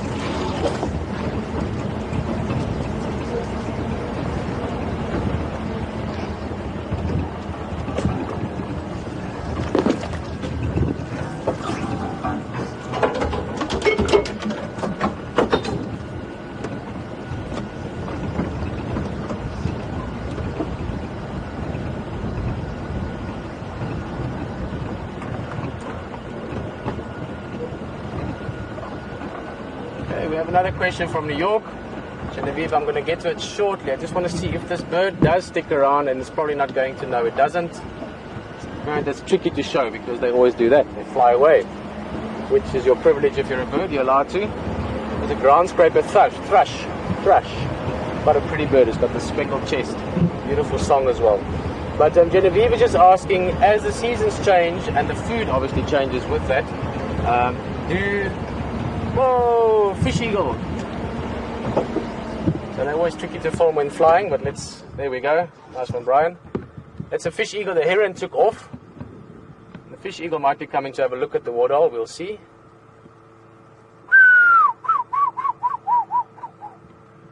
That's roughly what they sound like. Let's go closer. Genevieve was asking, with the food changing its sort of compositions and things, will that affect the growth of the elephant tusks? Genevieve, to be fair, I don't know that for a fact, but I would think that you would find sort of, growth of the animal itself changing a little bit with the seasons. In other words, when there's lots of food or when there's not that much food. Whether it'll actually affect the growth of the tusk, I don't know. Elephant tusks obviously grow their whole lives, so they keep getting better as they get older, or keep getting bigger as they get older. In fact, they actually start growing faster when they get older as well, which is why you get those really old bulls with those massive tusks. But I don't think that will change. I don't think it'll change in a seasonal sort of kind of way. But what does change with the foods changing their sort of composition of minerals and so on is what animals eat, especially things like elephants that eat such a wide variety of foods. They have everything from under the ground to above the ground. So roots to bark to grass to twigs to leaves to fruit. They eat all of those things. And they do change what they eat depending on the time of year. Guys, I just have to move this branch. I think that was probably one of those elephants playing earlier or something. I'll be back in a second.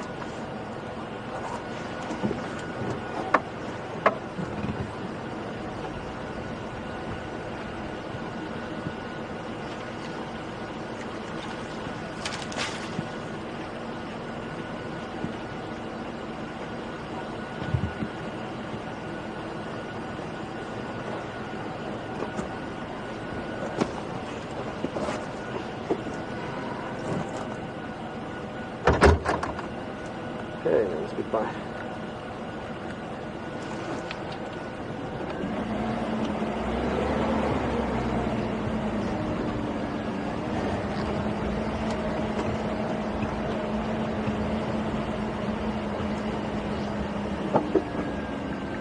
Well, guys, just while I was moving that branch, I grabbed a quick show and tell thing en route, and we might as well have buffalo in the background of the show and tell, why not? Earlier, now this is maybe more for you that have been on the drive since the earlier part of the day. If you've just joined in the last few minutes, big welcome here to Africa, to Kunyuma Game Reserve. Lovely to have you as our guest. There's one running, look. There he's hiding. There's another one. If you watch this, you'll see it's moving, not only from the wind. Sorry, Brian, this is a bit backlit, huh? How'd you get the idea? Okay. Now look at what's in there. There's a bit of leaf. Twig here. There's some leaf matter. That's some bark by the looks of it.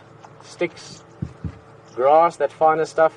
All kinds of things that they're eating. They are herbivores, but they eat the whole spectrum of foods. Now earlier I was talking about that bird, the blacksmith plover or the lapwing, and he was at some hippo dung, which is very similar to elephant dung, same kind of digestive system, so very coarse foods. And in this is quite fresh. This is from earlier today. You will already see, let's see if I can spot one for you. As I picked it up, there's a little bug running. There's one, some kind of a small beetle. See it there. There's one that jumped off. That's the one on top here. There's a little flying kind of something, insect, tiny little thing. So if you are a bird that eats insects, this is a very good place to come to because it's got moisture in it. And it's also got this perfect environment for many animals to maybe lay their eggs in. For some of these insects to come and say, hey, here's a great place. We're going to put some eggs in there. And when the eggs hatch, they're going to wake up in this great environment where there's food for them. So quite often you find that animals do that. Great for your garden as well if you were gardening around here.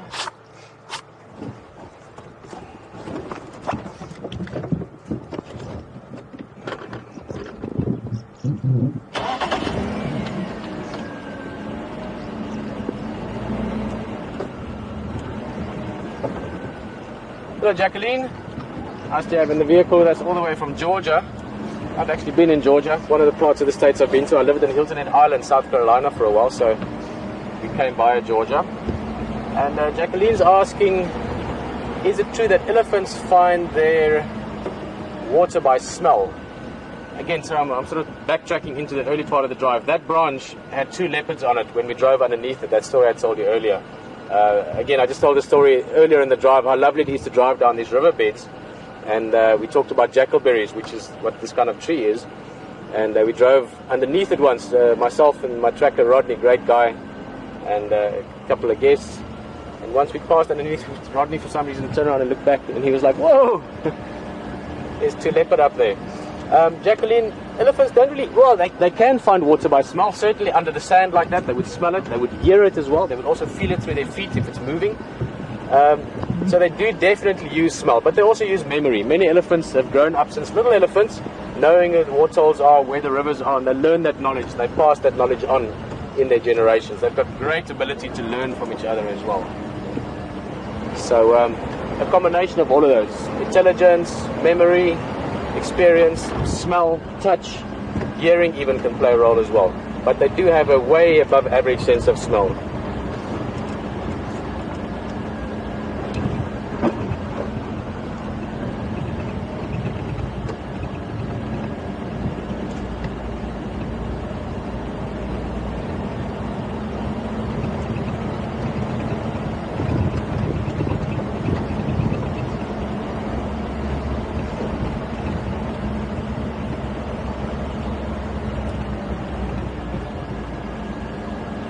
Alright, well, once again we've left Twin Dames with it of course in mind to come back again a bit later. We've had a surprise every time we've come back, hoping it'll be a leopard towards the end of drive.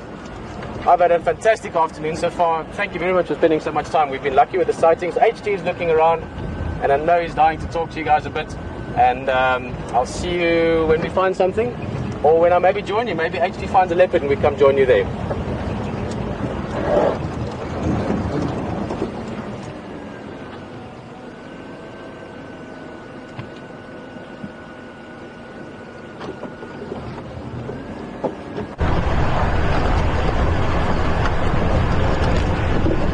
Folks, we've just been driving around and having a look for anything we could really find.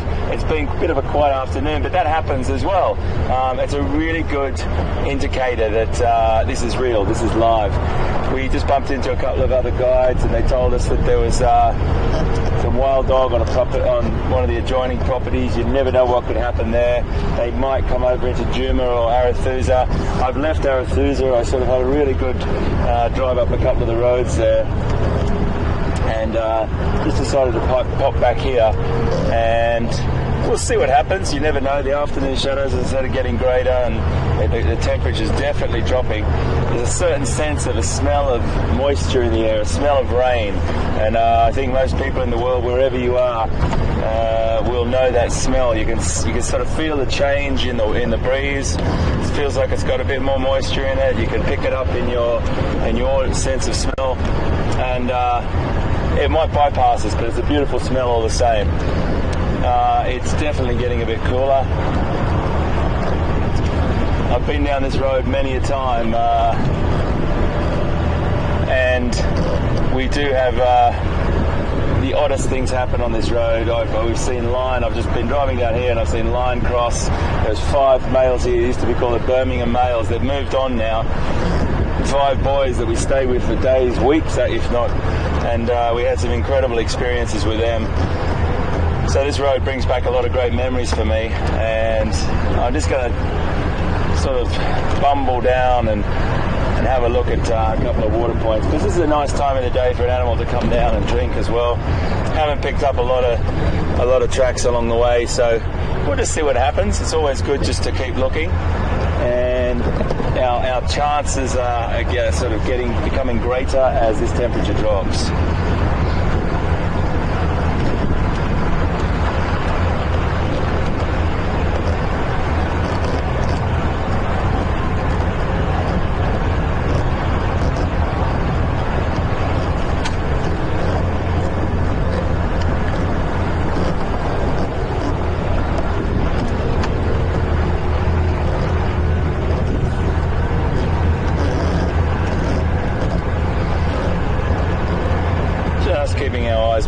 around here, folks. It's always tricky when you do get a change in the light.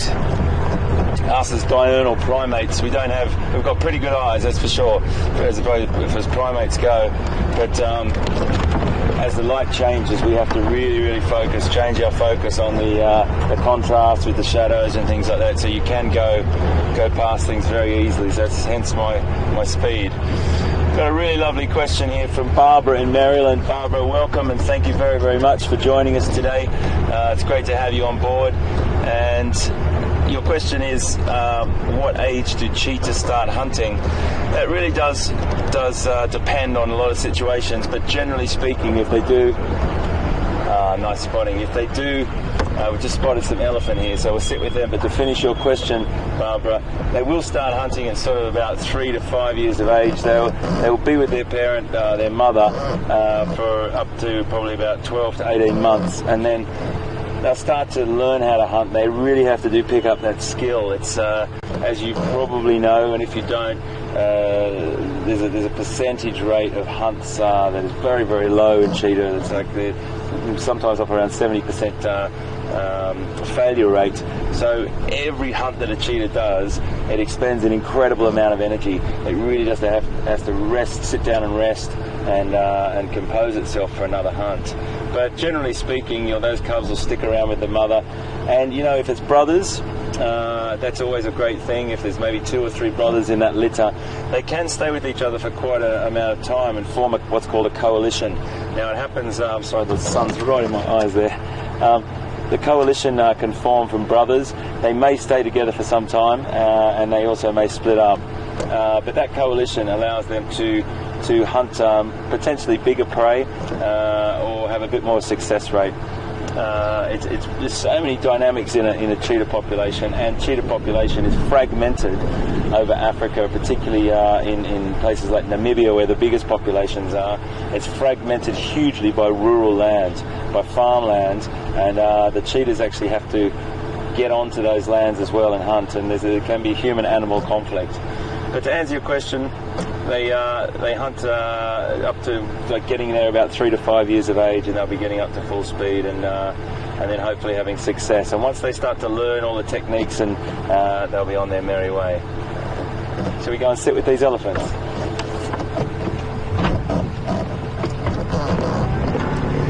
There must be more here. Oh yeah, there's more on the other side of the road. So we might just go and this might be our herd from earlier this morning.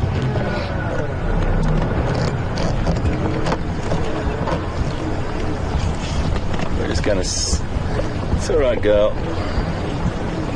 It's alright, girl. It's alright, my girl.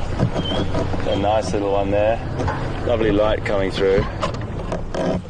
There's a couple more on the other side of the road I'll just keep my eye on, but the camera will stay on this female with her offspring. And they're starting to move out of those cooler shady spots now.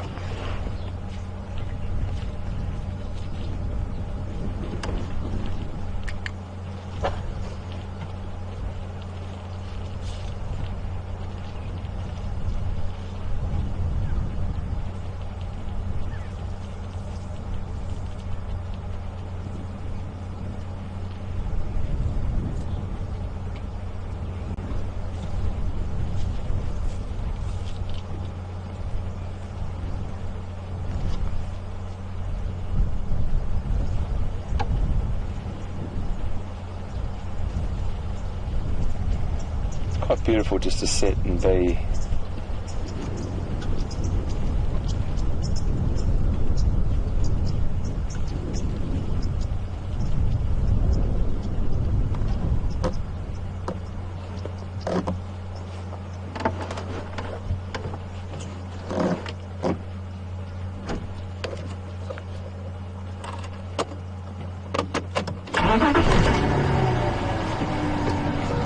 I'm just going to put our nose just in here, just at the nose of our vehicle. And the reason I say that, I'm sorry Andrew, I should have told you I was starting up there, sorry mate, I just wanted to get a little bit of a better position for you. And I'm sure she's fine. She looks absolutely unperturbed by us. And a little youngster is just there as well. Got a lovely branch right in the way, but hopefully I'll be able to just get around that. It's all right, my girl.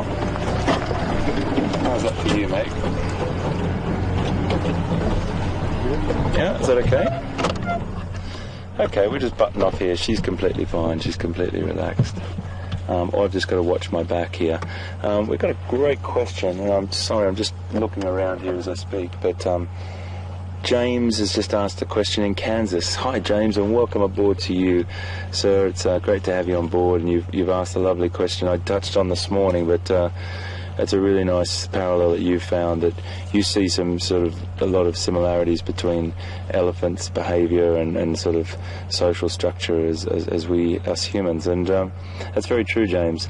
There's many a parallel that I draw, and I really just love how they care for their young like we do. They stay in family groups like we do. They really do bond together and have lifelong relationships with family members and kinship members as well in distant herds. You see some incredible things sometimes, James, and everyone. You'll see herds. I've been sitting in a herd in Kenya where I've seen had to be over 150 animals joined together, but they're all small herds, small family units coming together. Those family units had come together, and the greetings that went on, and the excitement, and the vocalizations.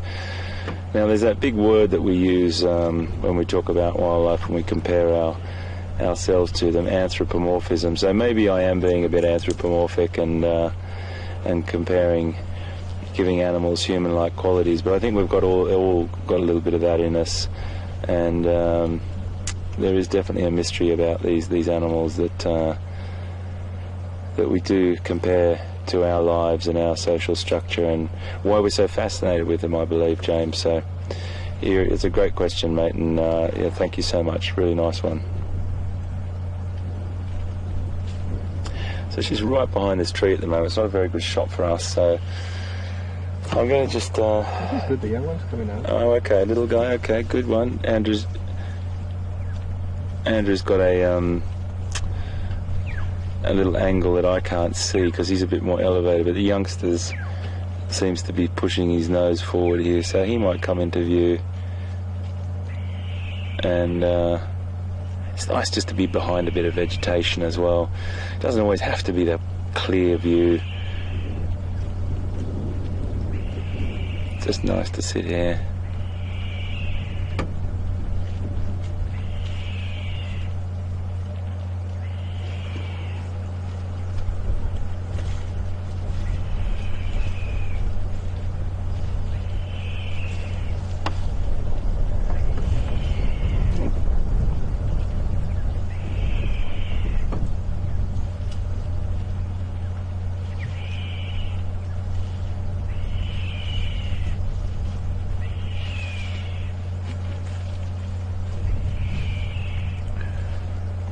So just pulling up to a herd of elephants is always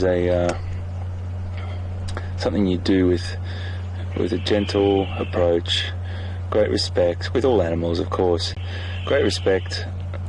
Just watch the behaviour, watch particularly the matriarch's behaviour, and if there's any behaviour that she's showing any displeasure whatsoever, you would back away, and we would just move to another location. We have no problem with that whatsoever. These guys dictate the rules. We're on their turf, and we're very privileged to be allowed to be so close to them. She's moved into nice light there now. Oh, here comes the little one. So this little guy here is probably about a year, 2.5, or maybe 2 years old. Yeah, about 2 years old, I think.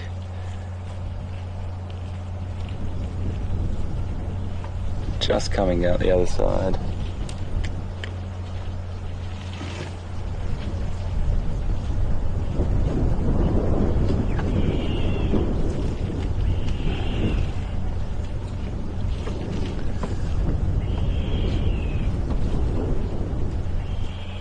Grace.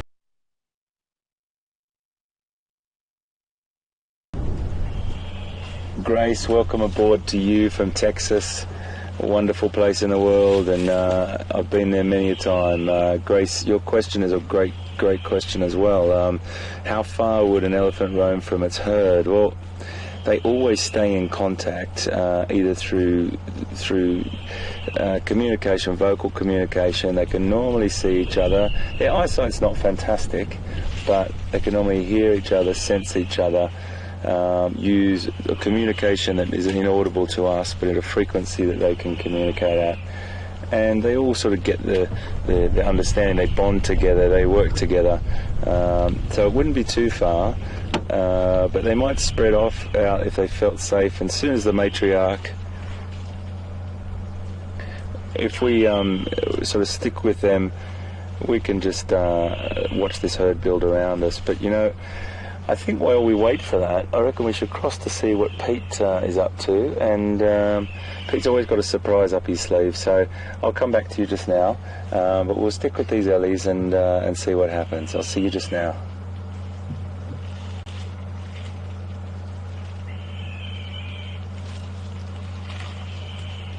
Oh, this is pulled out. Yuri, you copy? Guys, my apologies. My microphone pulled out of its socket, so I didn't hear you. Big welcome back on the vehicle. We came back to Trias Dam, and look at what we found. Well, to be honest, it wasn't us that found it. Johan from Jacana Camp found it. And just from the behavior and from the eyes, I'm thinking that this is Kunyuma, one of my favorite leopards. I'm very happy to see him. I just want to give Yuri and them a call quickly, so they can have a look as well. Yuri, you copy?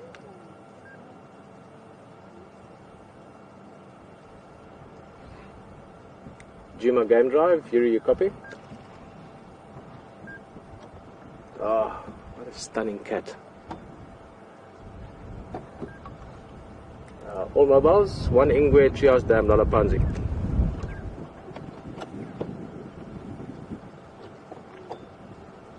Yeah, AFM, 1 Ingwe, Trias Dam.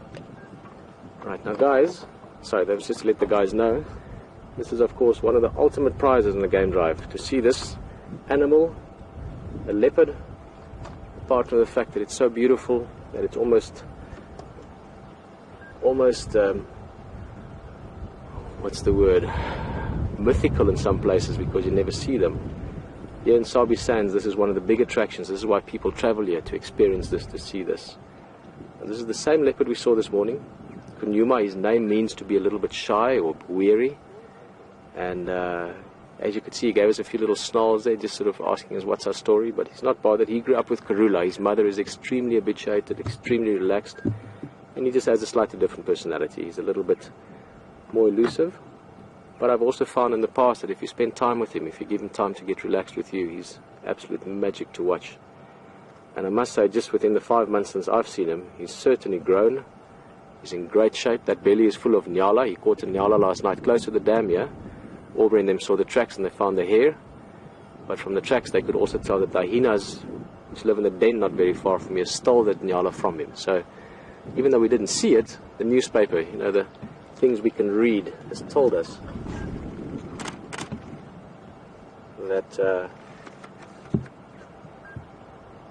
that this guy, what he did the last 12 or 24 hours, caught a nyala, ate it, lost it to the hyenas, and now we are fortunate enough to be looking at him.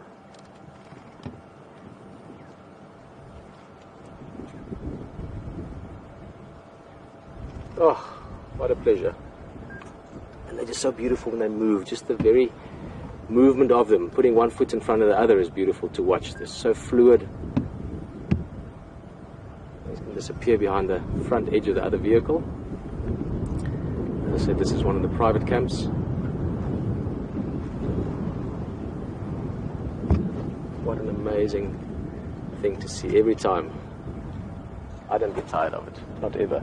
I don't think I ever will. He's going to come out to the backside there. Oh, amazing light as well.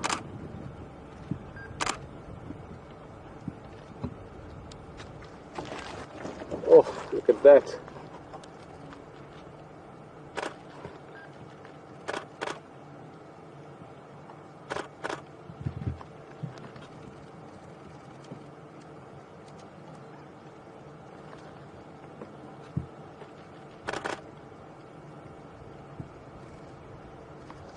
amazing light as well. We've got this late afternoon light, beautiful, soft.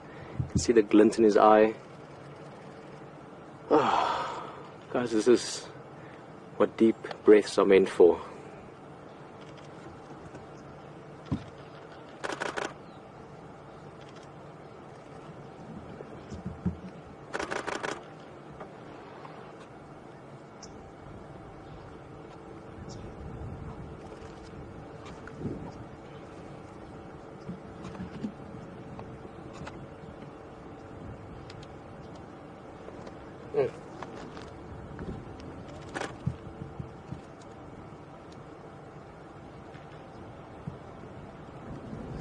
Very specific eye shapes. His father is a leopard called Mvula. Mvula means rain in Shangaan. Beautiful leopard as well. And the first time I saw Kunyuma, I'd read at that stage that that was his father, but just when I saw him I could see it. I could see it in his eyes.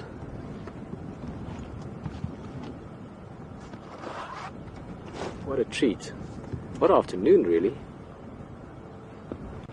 Guys, and this is also the most beautiful time of day to see it. These guys in the other vehicle next to us, they're also keen photographers. You can just hear the shutters rolling. Light is beautiful, one of the most amazing animals to photograph. There's smiles all around. Yuri, you copy?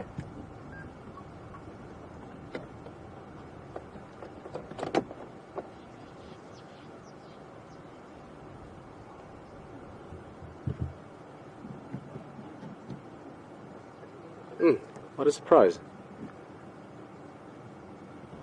But let's go around. He's going to move along. We're going to get to the other side there, I think.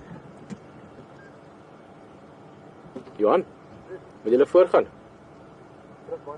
Nee, ek sê julle kan voorgaan, ons kom agterna. Ja. As julle vashak, sal ek net 'n bietjie druk met die Land Rover, hoor. Sorry guys, I actually just get a little joke in there. These are guys that come here very often. And you know, that's another thing to appreciate. People that get to be so fortunate to do this quite often throughout the year because they've got a permanent place here. And you sit at a place like this and they've all got these beautiful big smiles on their faces, happy to see something like this. It's a treat every time. I think you can do this a million times in your life and you'll still be mesmerized with these amazing animals. Hey Brian? Fantastic. As a cameraman, I mean, wasn't that one of your ultimate dreams to sit in the middle of Africa filming a leopard like that? And every time it happens, it must still be a little bit of like, pinch myself, you know, this is what's happening. Yeah. I still feel like that all the time, so, yeah. And you know, it's also amazing, and this is important for every single one of you. Maybe this is the 1000th time you've come on a game drive with us. Maybe this is your first few minutes. Maybe you were lucky to have finally found this amazing experience in Africa, and as you joined us, there was a leopard. It's not always like easy. But you know what's really amazing about all of this? It's neither Brian nor myself nor any of us. The guys back in control, none of us would be able to do this. You wouldn't be able to see this if it wasn't for all of us being part of it. That is one of the things that I find amazing about this. The fact that you guys are joining us from Virginia and from Fiji and from Durban and from Ohio and all the places that we've mentioned this afternoon, all the places we haven't mentioned. If it wasn't for you guys, we wouldn't be seeing this. So thank you very much for bringing us here. And bringing us here to look at something like that.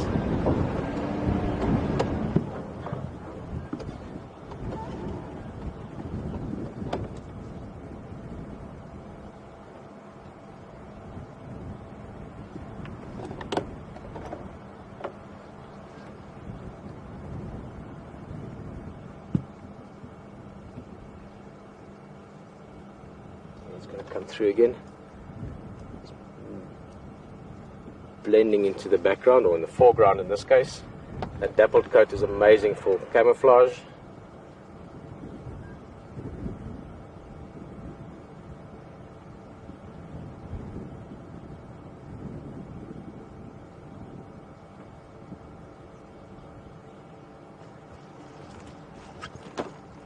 Guys, well, if you've missed this, I'm glad you're back with us. We've had an incredible sighting of this leopard. Drinking water. It looked for a second like it was going to climb that tree, which would be quite cool. That's quite a tall marula tree. Still looking up at it. I wonder why. There's nothing around that's threatening him. There was a hyena in the vicinity earlier, but I don't think it was really concerning him. He was lying not far away in the grass. What a pleasant surprise. This is the leopard we've been looking for. This afternoon I've been going on about checking Twin Dams, my gut feeling was that he was going to drink at Twin Dams. Obviously, Trias Dam, not that far away. After the buffalo, after the elephant, after what's been a very fun afternoon, we came to Trias Dam to have a look, and voila, what do you know? There was a leopard. The vehicle you can see there, that's from one of the private lodges. They spotted him, so great thanks to them. And that's what it's all about. The surprise of the next drive, the next corner, the next bend, and what you might see around it.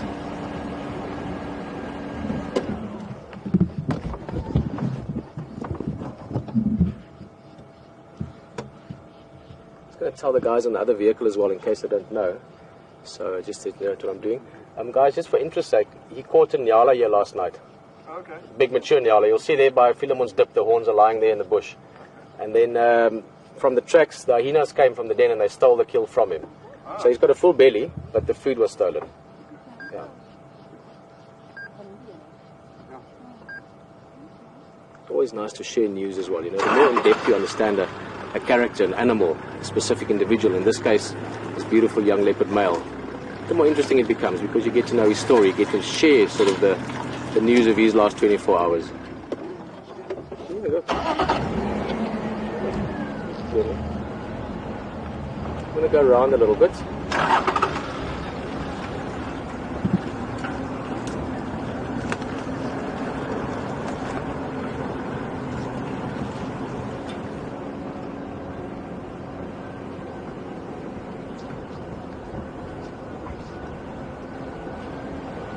Good afternoon, Andre in Florida, or Andre, depending how you say it. Andre is just asking, good question, Andre. Always, questions based on observation is fantastic because it shows that you're interpreting what you're seeing. You're reading the newspaper of the bush and you're reading the behavior of the animal. Andrew's asking, the fact that he was drinking, was that a show of being comfortable with us? Andrew, this is quite a funny leopard, to be honest. And one of the reasons I like him, and I don't mean funny like Chris Rock. I mean funny like peculiar. He's a bit more like a Johnny Depp or Al Pacino perhaps. There's a great character to this leopard that I find fascinating. He was giving us a little bit of a snarl earlier, even though he was comfortable. We could see he was comfortable. His tail wasn't swishing around. He wasn't bothered by us. He was more just like sort of lying there and going like, hey, see if we're awake kind of thing. Got up and go to drink. Now all of that was showing that he was comfortable. The bit of a snarl maybe not, but he wasn't uncomfortable. His tail wasn't showing anything. He wasn't showing any discomfort. Also the way that this leopard grew up, he might jump on that branch. That's going to be very pretty if it does. I love seeing leopard up on anything, displaying themselves a bit. The fact that he jumped up on the branch, if that happens, it'll be quite cool. But the fact that he went to drink certainly shows he was comfortable. And also, Andre, this leopard, he's been known since he was a little cub. His mother, Karula, is a very well-known leopard around here. So he's very used to vehicles, but he's a strange cat sometimes.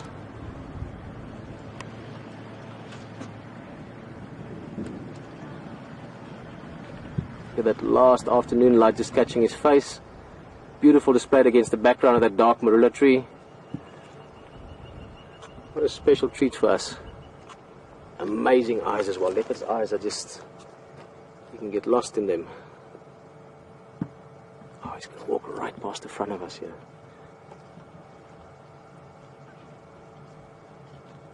My favorite leopard in Sabi Sands, other than his mother Karula and their grandmother Safari, who's now passed away. Look at him right in front of us. There's the vehicle, that's the edge, that's my hand.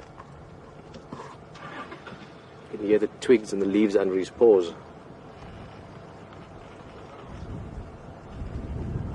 Oh.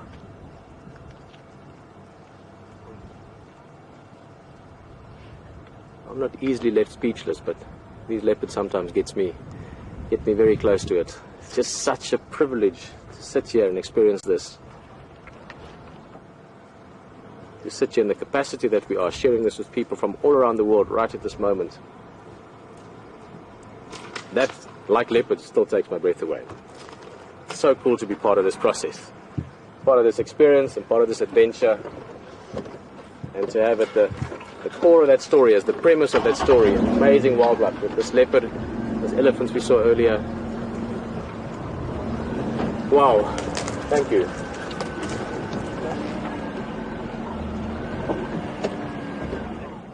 Schizo? Yes, that's all good. No problem. Jan's is asking for some help there. His radio's got a problem. No worries, I'll give you a shout, John. He's just asking if anyone else is coming, that I just tell him, please, he doesn't have a radio.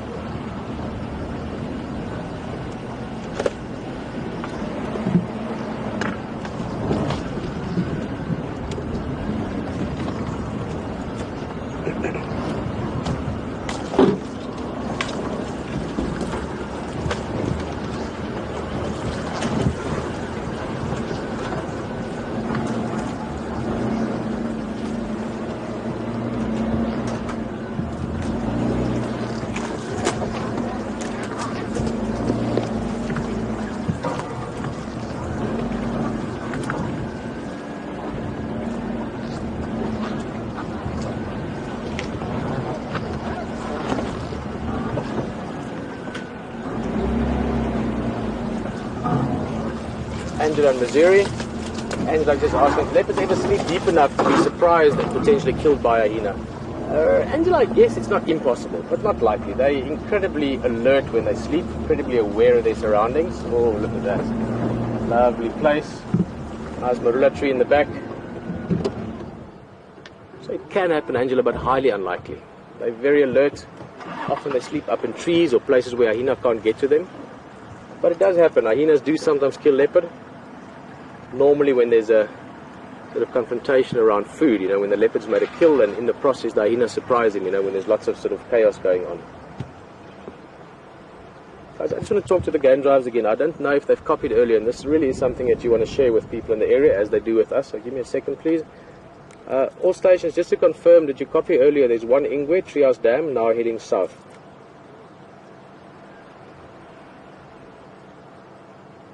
Aubrey again.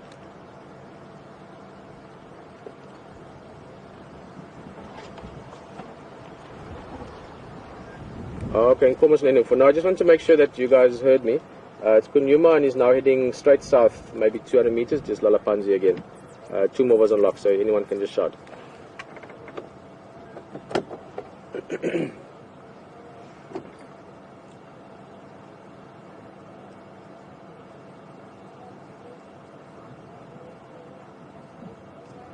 Doing a bit of grooming. Now all cats do this, all animals do this in the wild, they keep themselves clean. Leopards perhaps one of the best at that. They do keep themselves very neat, very clean. Even if they've walked only a little bit through the grass, they stop, they groom themselves using the tongue, the paws.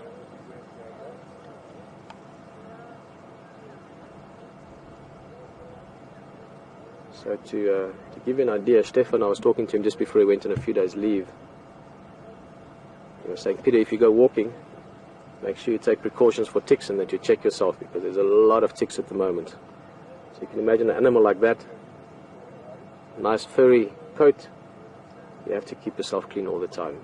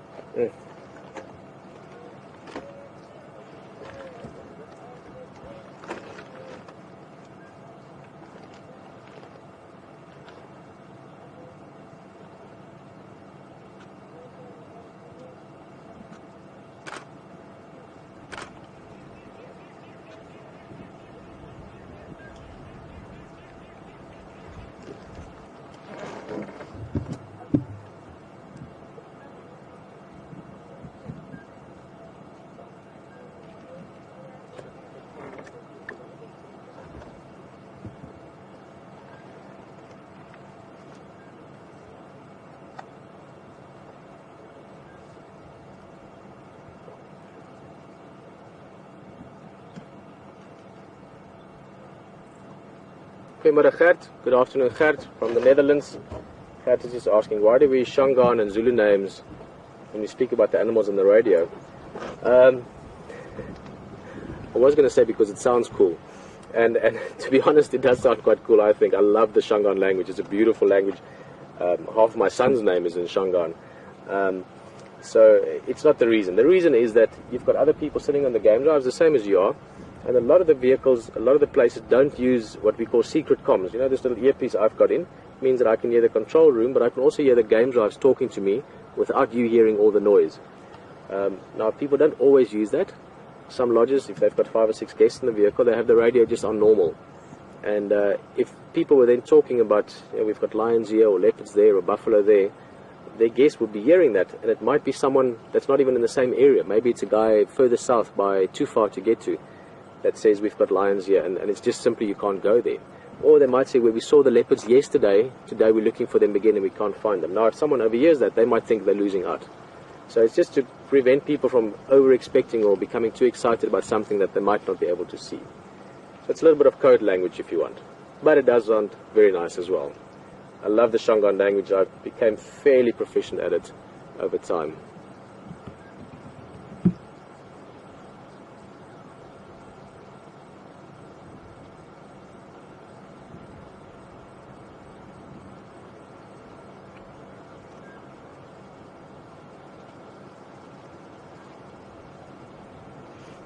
I'll give you a couple of those names quickly. Shangaan name for this, Ingwe. Ingwe, funny enough, is in there's a few words that are pretty much in all the African languages that you find, not in all of them, but all the Southern African languages, even though they might differ quite a lot. In other words, they might differ as much as French would differ from German, or English would differ from Spanish. But Ingwe, leopard, Ingwe, nyoka, snake, and nyama, meat. Those 3 words translate in pretty much all the African languages the same, which I always find quite interesting. Other names, Ngala, which is the Shangaan name for lion. Often around here people refer to Ngonyam or Ngonis, which is a more sort of a Fanagalo slang name, but Ngala is the Shangaan for lion. Ndlov, Ndlovu, Ndlov, elephant.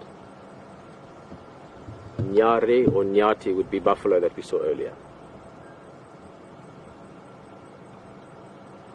And a beautiful word that's not a bad one to know before you come visit in the Lowveld is Nkomo. Nkomo. N-K-O-M-U. Nkomo, which means thank you. It's always nice to know the word for thank you in any language, any country that you go visit. I always try and learn at least the word for thank you. It gets a smile every time.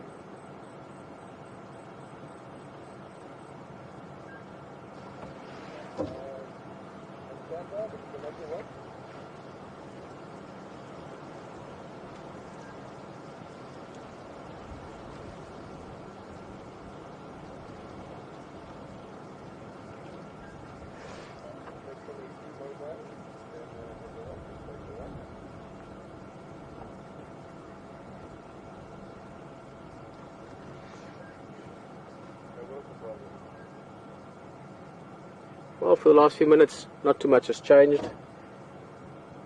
This guy is nice and relaxed. He does have a full belly. Maybe you've joined us just recently. Just a quick story. He did kill a Nyala bull last night. Quite a big Nyala. In fact, it would have been something to see.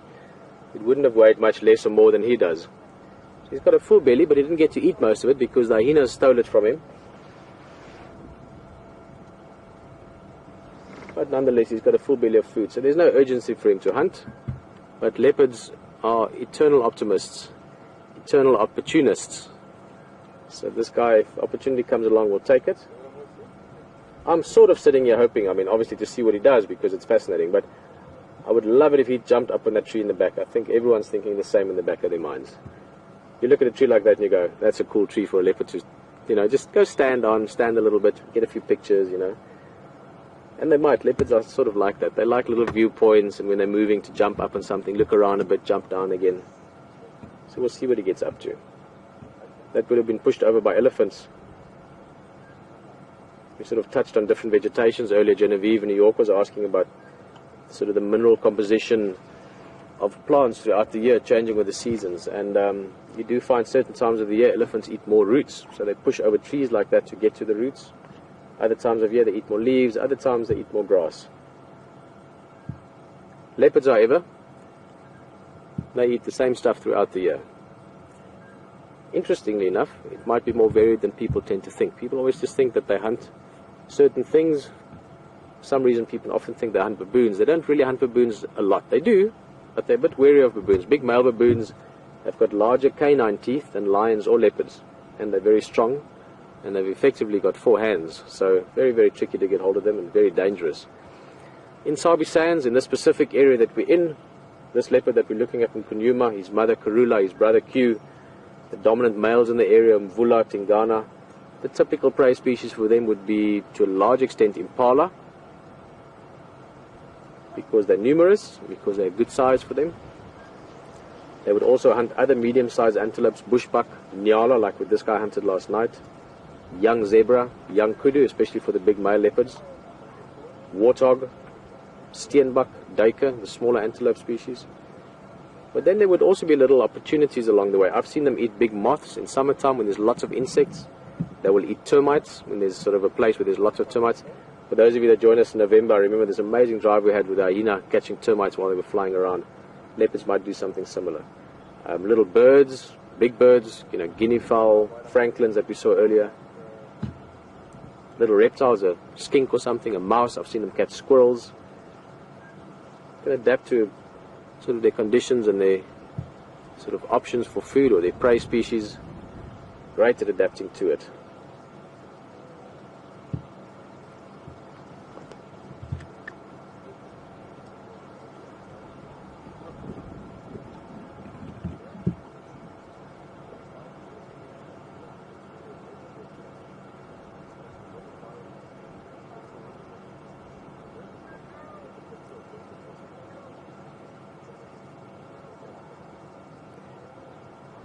As well, we're going to stick with this leopard. This is the time of day when things start to happen. But at the same time, leopards have got one thing in abundance, and that is patience. Any hunter, any successful hunter, as an individual, and even more so as a species, absolutely need patience. And I think no one knows that better than leopards. So I think this guy looks pretty relaxed for the moment. We're going to stay with him. We might position a little bit better, see what he does. But until he does so, enjoy the drive with Hayden a little bit, see what he bumps into. I know he's very happy. That's the beautiful thing about Hayden. He gets just as excited about what we see this side as what you see that side. So yesterday you had Q, his brother, with Hayden. Today we've got the brother this side. Enjoy it that side. As soon as this guy moves, anything happens, we're going to get you back here again.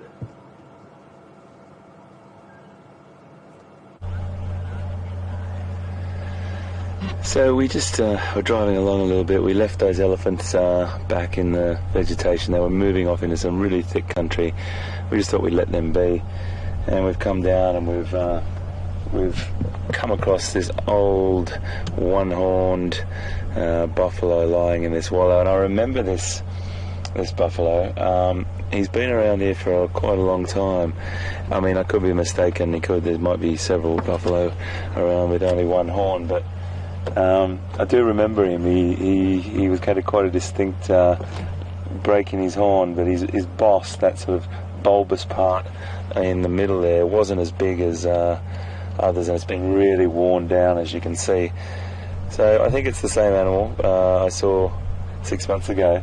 He's pretty cool old boy, and he's just here on his lonesome, lying in this wallow, coating himself in that mud to help him protect himself from biting flies and parasites.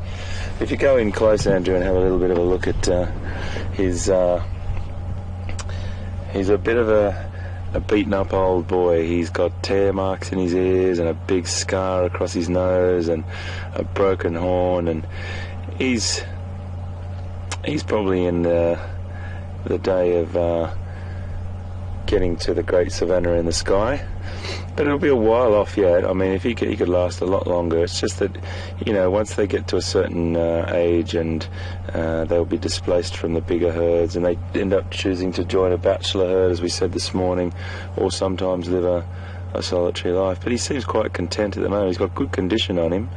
You can see he's quite nice and fat, and buffalo have got an amazing ability to digest some of the coarsest of grass, so he's quite at home in this vegetation at the moment, whereas a lot of the wildebeest and the zebras have moved off to get the sweeter grass. But he's happy days. He's quite an old beast, isn't he? Look at that scar right across his nose there.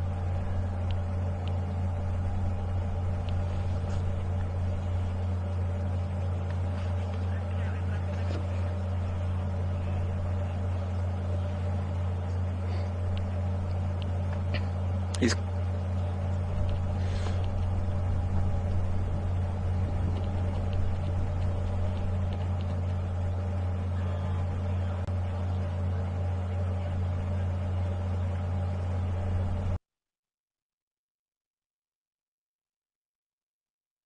and yeah, he's very content. Very content.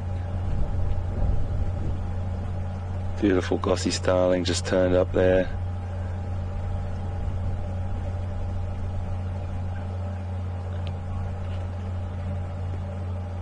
He's still a formidable guy. You wouldn't be taking him on.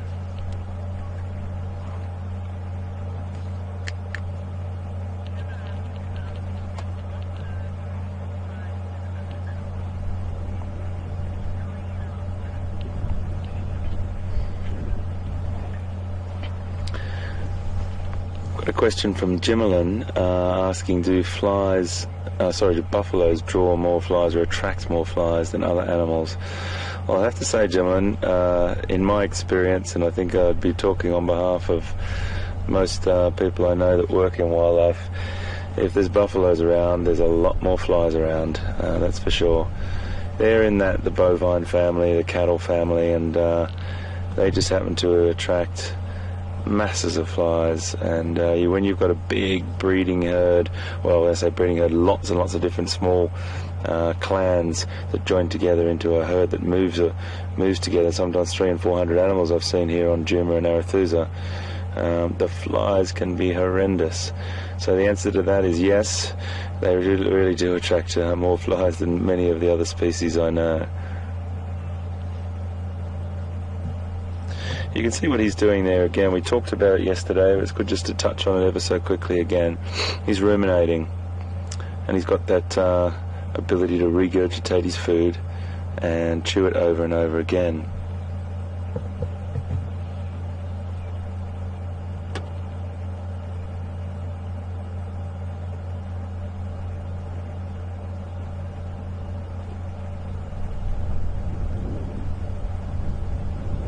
He's a big boy. We might let you be, sir, and let you ruminate away.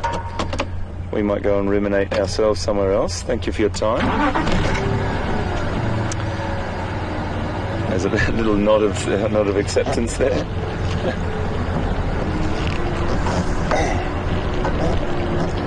So we're just going to go down a little dip here.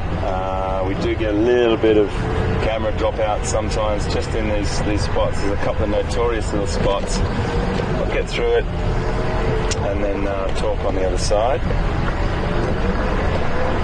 The temperature's beautiful now, folks. It's really beautiful temperature. It's dropped probably 7-8 degrees Celsius.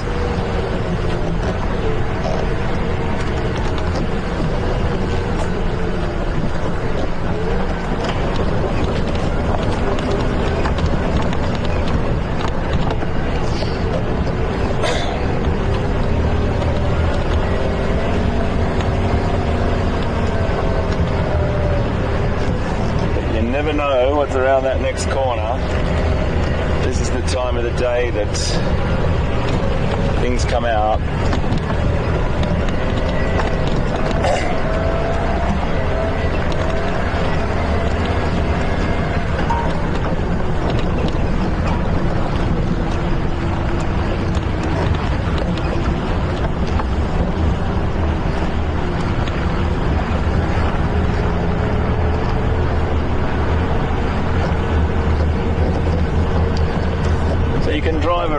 Drive around and have a look at loads of different things, and you might not come across a lot of animals. Of course, you can just have a beautiful drive looking at the scenery and the plants, etc., which I'll start to stop at more plants now, getting my feet back on the ground as time goes on. But we just saw that small herd. It was probably the tail end of a herd. It was only about 4 or 5 animals, and there could have been individuals down in that valley that we didn't even see of elephants. So we just had a little encounter with them. We've come down, we've just seen that buffalo wallowing as well. Time of the night that you do get a little bit more activity from the predators. Your heart rate rises a few beats per minute, maybe 10 or 20 beats per minute, because you do get a little bit of excitement, the anticipation that builds within you when you're on drive. And it is that thing, you just don't know. We go around this bend, we don't know what's there.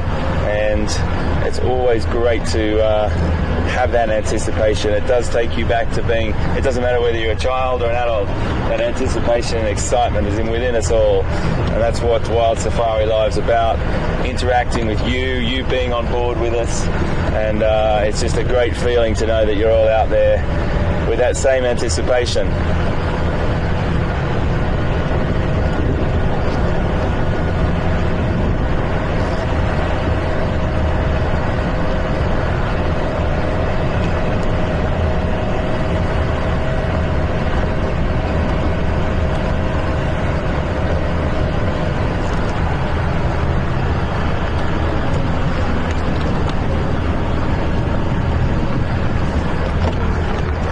Lovely light here at the moment, folks. Beautiful afternoon.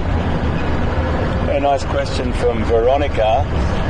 Veronica, thank you very much for your question and joining us this afternoon. And Veronica would like to know how old that buffalo was.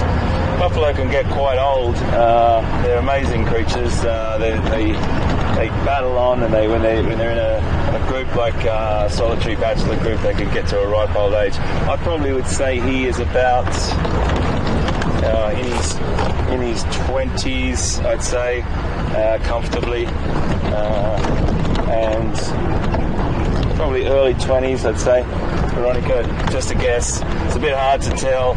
It depends what they've been through as well, so it really does. If they've been through a few battles and battle scars, they can look a little bit more knocked about than others, but around 20 years old, I'd say, that animal there.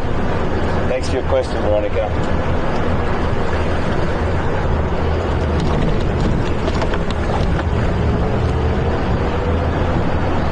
So I'm going to head down towards this dam. I think we should cross to see what Pete's up to with Kunyuma, and then if I find anything interesting, I'll come right back to you. I'll see you just now.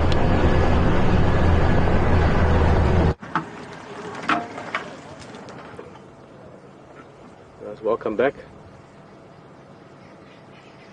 It was nice to be with HD for a bit. I know that in spirit he's very happy with us, enjoying this leopard as well. Hasn't really moved much. Last few minutes he's rolled over on his back for a little bit and put his head up a little bit to look around, but nothing really major.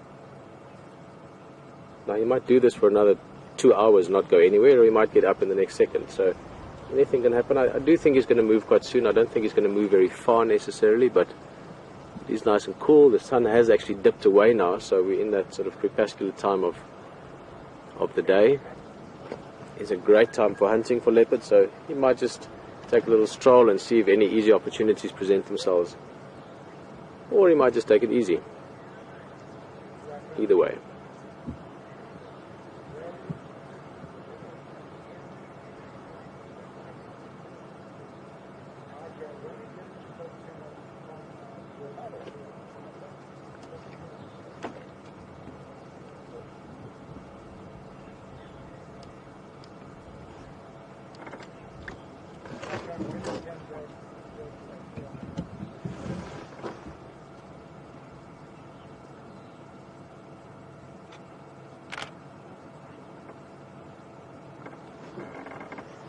Hello Debbie. Debbie's asking out of Lakewood, would a male nyala be too heavy for a leopard to lift up into a tree? And that's actually a good point, Debbie. I didn't even think of that. Two things. Where he killed the nyala from as I said, I didn't actually see it. Aubrey just explained it to me and I know the place quite well. There's no big trees close by. So it might have been that there was an easy opportunity.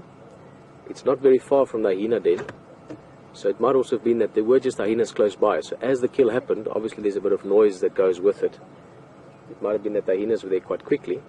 Although at the same time, if you look at the leopard, he did get something to eat. So he did have at least 10-15 minutes to eat. So if you take all those sort of factors and you build the story from it, then I would say the weight of the nyala possibly could have played a role. So good question.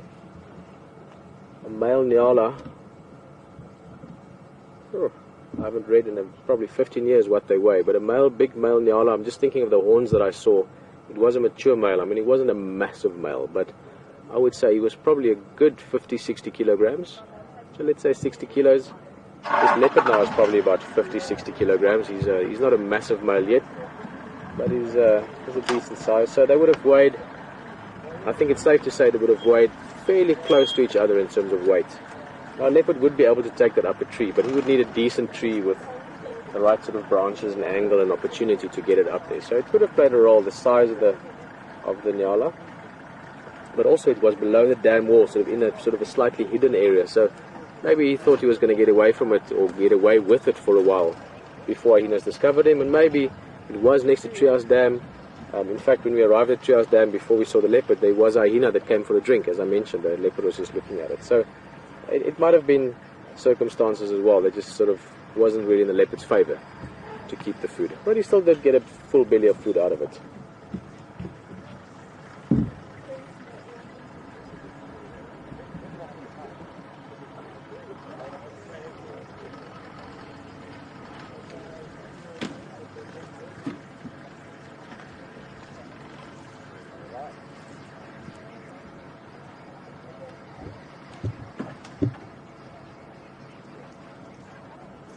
Spoke about this morning. We touched on leopard and lion difference, and since we can't see his face, but we can see his coat beautifully, have a close look at the patterns on that coat. You'll see it's not single spots. There are single spots, but it's not everywhere. They're all different shapes, and in many cases, especially along the sort of the spinal column and the side of the main body, you get the spots sort of forming little rosettes. So they're forming little patterns. And then you've got everything from almost white through light beige to almost a brown and russet color on the coat. So all of that plays a great role in making this animal very, very camouflaged. And much more so than a cheetah, perhaps even. Cheetahs have got sort of direct spots on them.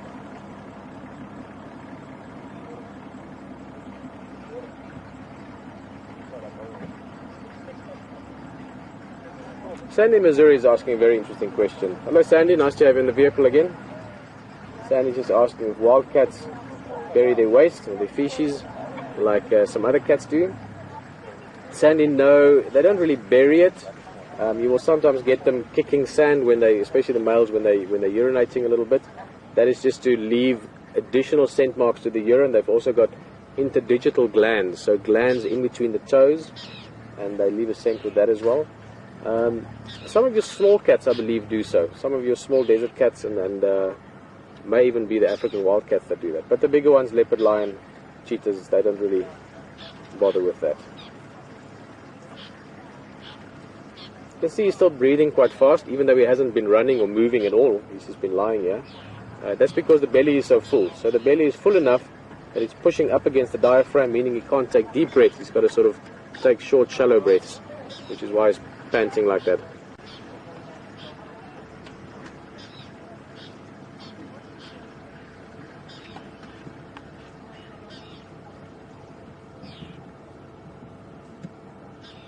Good question, Ruth. Good afternoon. Ruth is joining us from Costa Rica on the drive and just asking, how does a leopard's character or persona or presence compare to a jaguar or a tiger? Well, in many ways, very similar to both of those, really. You could compare it quite easily to a jaguar. In fact, there's not that much difference between them, other than that leopards have evolved on Africa and Asia, way back when, also in Europe. But you still get them in Africa now, and of course jaguars are more South America. So very, very similar to each other on many ways. Physical features to a large extent. You get the black leopard, you get the black panther. Both are just melanistic forms of the normal sort of variation like we're looking at now. Solitary behavior is very similar. Obviously there's some differences, but very, very similar. Tigers in a way are much bigger. I mean, tigers are bigger than lions even, but to a large extent more similar behavior to leopards, more solitary, more similar way of hunting as well. Lions really are quite different in the sense that they've evolved into large group animals, very social animals.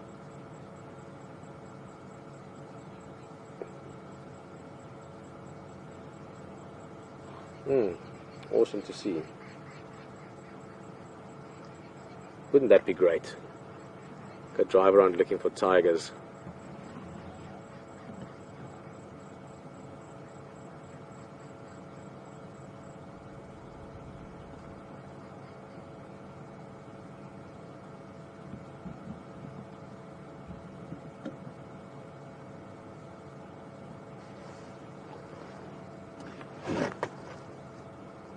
Well, welcome back for those that were gone for a bit. Very warm welcome to those of you that maybe have just joined us on the game drive here this afternoon. We are in the southern end of Africa, in the Greater Kruger National Park, and we've been spending it with a wide variety of amazing animals this afternoon. Hayden started with an elephant, we've had buffalo, we've had more elephant, we've had great bird life this afternoon, seen some interesting things, and we just got a big highlight at the end with this leopard. We saw him briefly this morning. We've been sort of keeping him in the back of our mind the whole afternoon, and we were lucky enough to find him at Treehouse Dam. So all smiles all around the vehicle. So if you've just joined us, a big welcome. If this is maybe your first time on safari with us, an even bigger welcome. You might make some good friends here. There's people on the vehicle at the moment that have been here since the very first drive, which is many years ago. Only a few days ago was the anniversary. So welcome to the family. I hope you're going to join us in future. This is a fully live drive, which means you are here right now, the same as I am. You can ask a question, I'll answer it for you. If something happens now, you're going to be the first to know about it, the same as me or anyone else that's part of this team. So it really is a very personal, very direct experience, and it's our privilege to share it with you.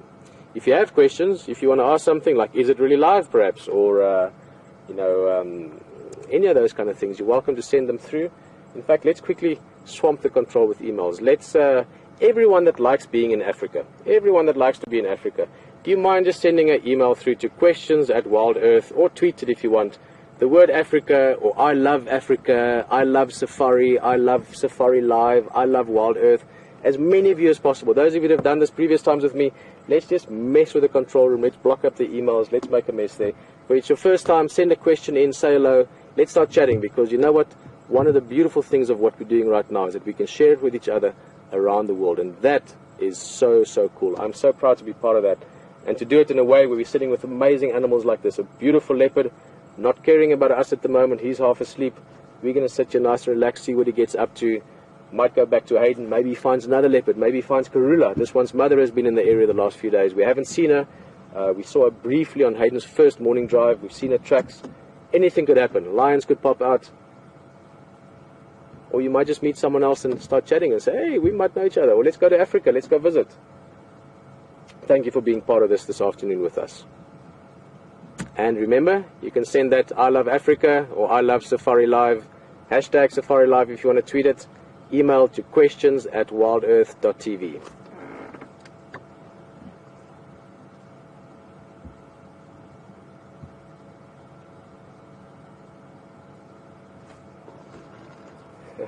Hello Donna, maybe you've just joined us. Donna's just asking, why is this leopard breathing so hard or panting so hard? We just talked about it a couple of minutes ago. Donna, just a quick sort of 24-hour recap or history on this specific leopard. This leopard is called Kunyuma, which means to be shy. He's a little bit shy sometimes, other times not at all. He's the daughter of Karula, brother of Q, and he killed a Nyala bull. A Nyala is an antelope that looks a little bit like Bambi, sort of. Beautiful antelope, stripes, reddish coat for the females, dark brown coat for the males. And he killed a Nyala here last night sometime, had a bit of something to eat from it. Then the hyena stole it from him, and he's been around. We saw him briefly this morning, but he disappeared into very thick stuff, and we found him again this afternoon. So the reason he's panting so fast is because he did get a good meal in before the hyena stole his food. Well, they didn't really steal his food. I mean, they're all opportunists. I mean, it's like the leopard didn't steal the Nyala's life. The leopard just hunted it because that's what he does, and the hyena stole the food from him because that's what they do. So it all works together. But he has a full belly, and because the belly is so full, it's pushing up against the diaphragm, and it means he can't take deep breaths. So he's got to take short, shallow breaths. You see it the best or the most with lions. When lions have killed like a big buffalo and they gorge themselves. Now a big male lion weighs, let's say, 200 kilograms or so, a bit more sometimes. But Timba that we saw yesterday, if they're hungry, they can eat about 40 kilograms in one go. 40 kilograms, so a 200 kilogram lion, that's 440 pounds, can eat 5% of his body weight. That is, why am I, not 5%, sorry, I haven't done this math in a while. They can eat 10% of the body weight. So, okay, just forget everything I just said. Let's start over. At 200 kilograms, so I'm converting it all to the non-metric system, which is not one that I grew up with. So a 200 kilogram lion weighs about 440 pounds. A 200 kilogram lion can eat about 40 kilograms of food. That is about 20% of their body weight, so that is about 88 pounds, give or take. So call it 90 pounds in one sitting. Now that's amazing if you think of just that volume of food that they can consume. Put that into perspective, I weigh about 80 odd kilograms, that's about 170 pounds. So that would be the equivalent of me eating 34 kilograms of meat in one go. Now obviously I'm built differently from a lion. We built differently not only in physical shape but also in what we eat, how our digestive system works. These guys eat massive amounts, but then they can go for quite a long period of time without eating. So a leopard like this, he might have eaten, I'm guessing, he's got a pretty full belly, so let's work at close to 10% of his body weight. So he ate about, give or take, 10 kilograms of food, 20 odd pounds of food, but he could not go on this for 2 or 3 or 4 days quite easily. Okay, that was a very long sentence, but I hope it made sense by the end of it. I was confused myself halfway through, but I think I found the way back to the mathematics of it. Point is, it's a system that works very well for them. And when they eat well, and then they rest, and then they do their thing, and then they eat well again.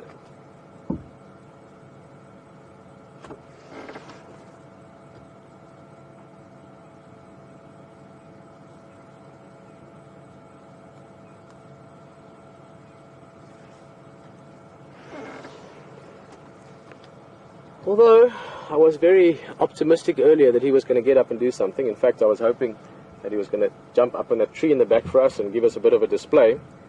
But I'm getting the sense that I'm hoping not falling asleep due to the sound of my voice. That would not be a good sign. That would be disappointing. That's why we don't have many leopards watching the show, luckily. Guys, but just to give you an idea, we're sitting in an awesome space here. We showed it earlier. That's a marula tree we've moved slightly from when I showed it earlier. That was pushed over by elephants some time ago by the looks of it, a year or two. They would have pushed it over to eat those roots at the base, maybe during winter when the other food was getting dry. You can see the whole tree went over. And we were hoping that the leopard was going to give us a little bit of a display and run up that trunk, but didn't pan out like that in the end. Might still happen, but for the moment he just seems to be getting lazier and lazier. Which you're allowed to do if you're a leopard. It's got nothing specific to do right now.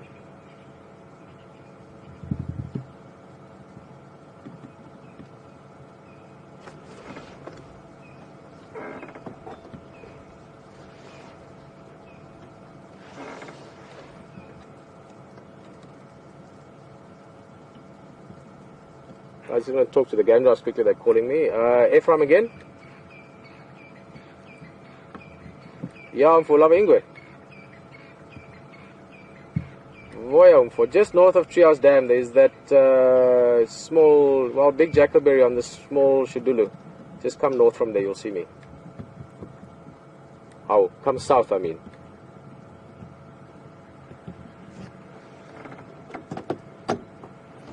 So I'm just letting Ephraim know. He's one of the other game drivers from Cheetah Plains. And really great friend of mine. I've known Ephraim for many years now. I think I came to Kunyuma the first time, I think it was 2002, something like that. So 13 years later, Ephraim was there then already. One of the best trackers then, still is, phenomenally good tracker. And he's now one of the top guides at Cheetah Plains. Down for your right there, otherwise you can come park right behind me, it's also good view. So he's joined us as well, very happy guest in the back. Guys, and I made the comparison this morning, you know, we talk about the Bush newspaper, driving around, there's all these things that give you information, you know, there's tracks on the ground and birds are flying, sometimes vultures will show you something, or alarm calls from squirrels, and smells that you might pick up, knowing the area. All these things play a role in building a picture and in enabling you to find things and interpret things and sort of look for stories and interesting things to see and to share. And then I made the comparison. I said, you know, as much as the Bush newspaper is very, very good for finding things and it helps us a lot, just as important, perhaps more important, is the Bush radio. And that's the one I was on just now, the one where all the guides can talk to each other and share information about what they're reading on the ground, tracks and things, but also about what they're actually finding. And that is a huge part of why we get to see such amazing wildlife in this area.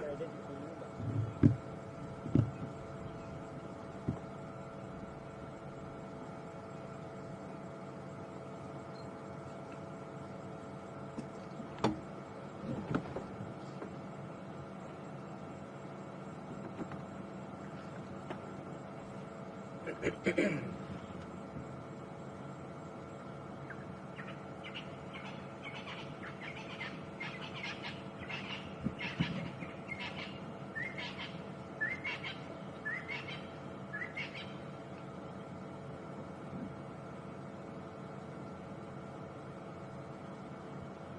going to sit here for a bit more, as I've said a number of times now.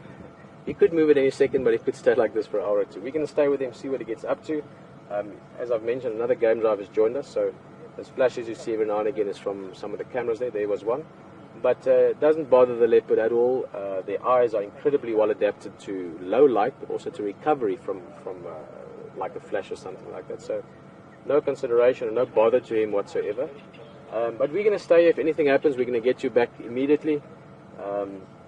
For now, enjoy the ride with Hayden. Please say hello to him from us as well, and we'll see you back here soon.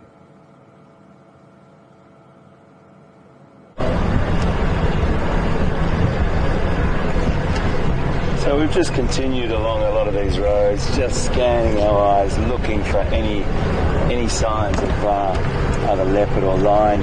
It's a bit quiet this evening. I just bumped into Tixon as well, one of the Juma guides, fantastic guide, super bloke. He's brought us into sightings so many times, and he just said it was a bit quiet as well. But Kunyuma's over there with Pete, flat, and we'll probably be active quite soon. So I just wanted to give you a quick update to let you know that we are out, always looking, always making a plan, and always going down these little less trodden paths. And I love these little back roads that don't really have a name or a place to go except into the bush. And yeah, I mean, we just keep looking, and it's a perfect time. Very difficult for a human eye to differentiate now because there's no shadows. It's just a flat, very, very dull light, and we have to use the aid of lights sometimes, which we've got on the vehicle here. We've got these wash lights and our headlights, and they're very gentle, they're very soft, and even if you just put them on now, they do give us a little bit of a help in this dim light. The camera, I might just buff it off a little bit actually, because the camera does pick up the light very, very well. It's a dynamic camera that it grabs as much available light as it possibly can, but it gets to a point where it gets quite grainy, so we do put these lights on. Always good to look up in these beautiful marula trees as well, just to see. You saw what happened with Q yesterday when he went up that tree, and he stayed up that tree for quite some time, so it's worth always looking up into these trees, these beautiful trees with these limbs that go out horizontally.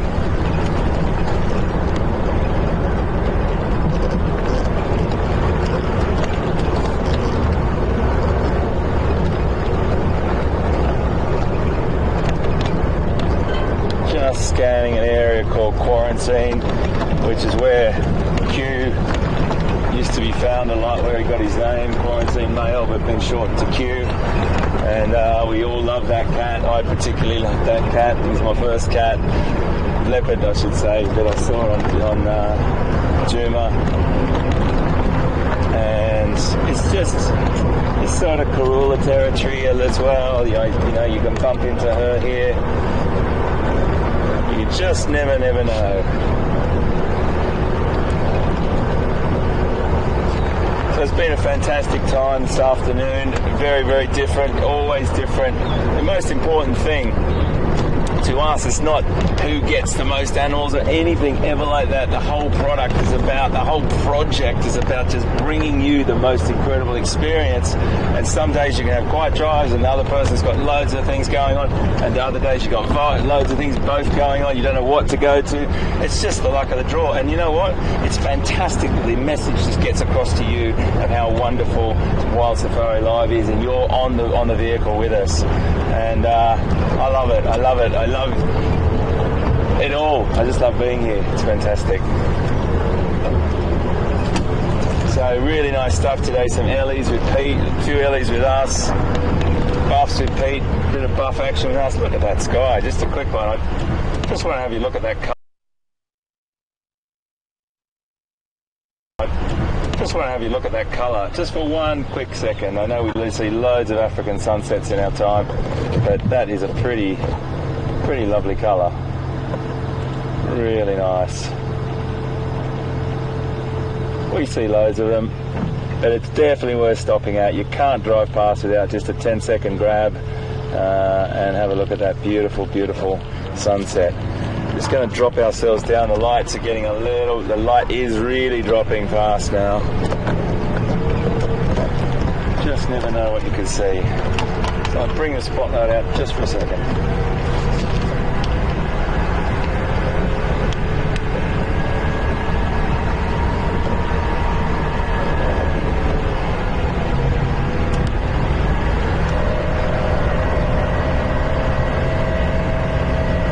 Question from Barbara. Hi Barbara, welcome aboard, and I hope you've been with us all afternoon. Question from Barbara in Maryland, and Barbara, you want to know whether we get poison ivy or poison oak. Not that I know of. We do get a fair few different plants here that can be toxic, and also you can have an allergic reaction to, but we don't have poison ivy or poison oak here, Barbara, that's for sure. Well, not for sure, not that I know of. If it was, it'd be an introduced species, and there's loads of different plants that will have medicinal uses. Brent is fantastic at all that sort of information, particularly because of growing up with Shangaan people working, his father and his family working around Shangaan people for so long. He's got great knowledge of all the medicinal uses of the plants. So I will ask him when I get off the vehicle tonight, Barbara, and maybe come back to you tomorrow and sort of just give you an update on a couple of the toxic plants that he thinks might be similar to poison oak or poison ivy. Thanks for your question, Barbara.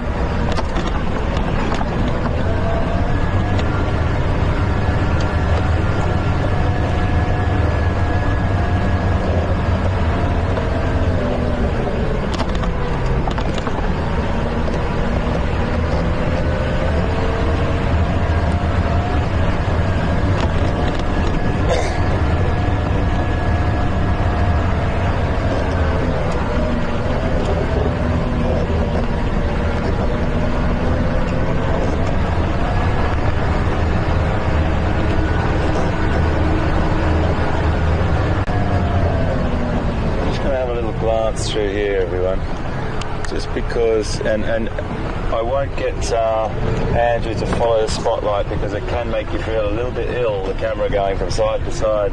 So I'm just going to keep looking, and of course as soon as I see something, and make sure you have a look ahead for me as well.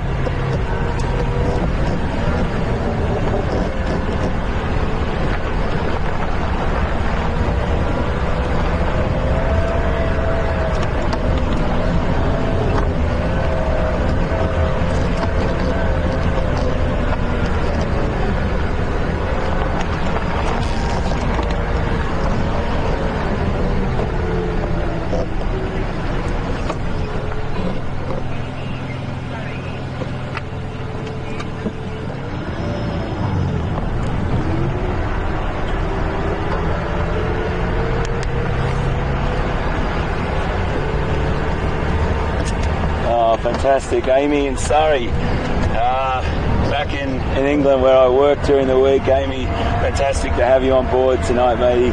And it was a beautiful sunset. Amy just commented on that sunset and what are the sounds that I can hear now, and what do I love hearing at night. Loads of different sounds, Amy, that particularly of birds, like some of the species of birds that you find at the waterholes that vocalise these ground plovers and different birds that are sort of quintessential African sounds that going to sleep at night. But one of the sounds that I have to tell you just makes your hair stand on end is when it's completely silent and you turn the vehicle off and you sit there and you hear ooh, off in the distance, and you start to hear that lion roar. Ooh.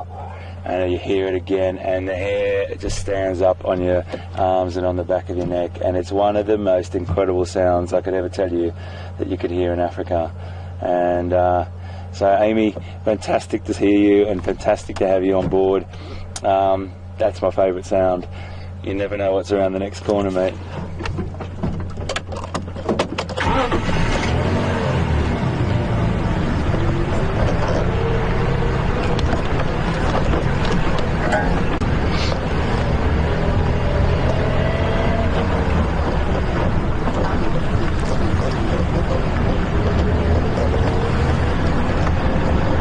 Down to our dam again. I've just done a big circle, and this is leopard country, big leopard country here, folks. You never know what you can see. You can be really shocked sometimes with what you see.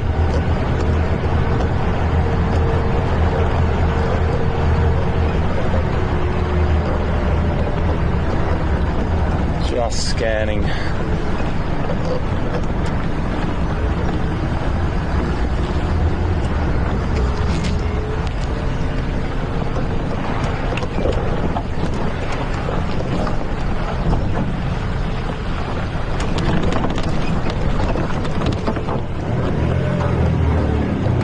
I think the most important thing that we've gathered is that there's all different drives, you know, and all different times. You have quiet times, you'll have busy times. I think we've got a couple of guests here at this water point, and this is going to be quite a beautiful scene. If I can set this up for you folks, this is one of my dreams, to set this little scene up for you. If this works, I'm going to be a very, very happy boy. Oh yeah. Wait until you see this. Just let me pull up and surprise everyone first, Andrew. Just let me get into position for you.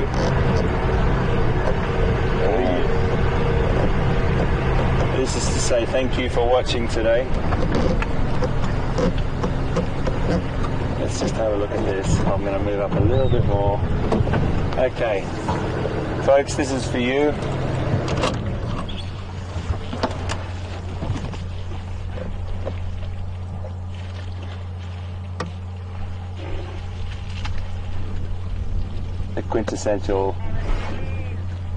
Quintessential Africa, folks.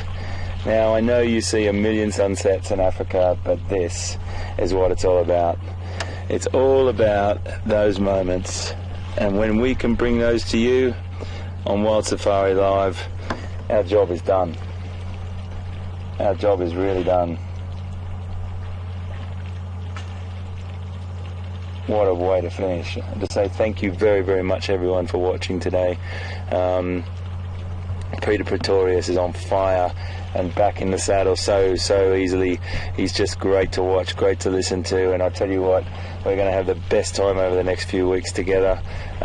Next week, sorry. And it's just great to be with you. You're really supporting everyone here. And we wouldn't be doing it without you. So again, thank you very, very much for joining us today in Kunyuma and Arathusa game reserves here in Sabi Sands. It's just a beautiful, beautiful way to finish the day. I'm just going to let you sit with those pictures until we cross back to Pete. But I just thought that is just quite special.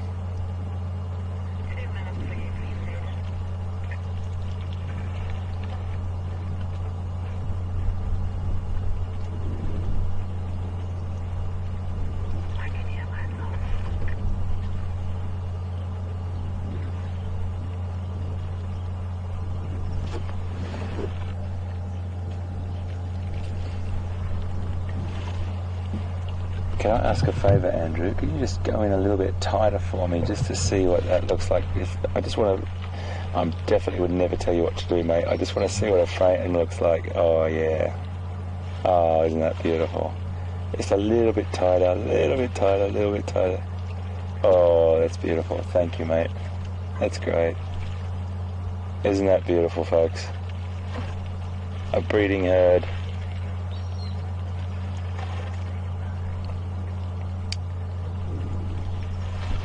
It's so special to watch a breeding herd come down for their afternoon drink. You never know what's around the next corner.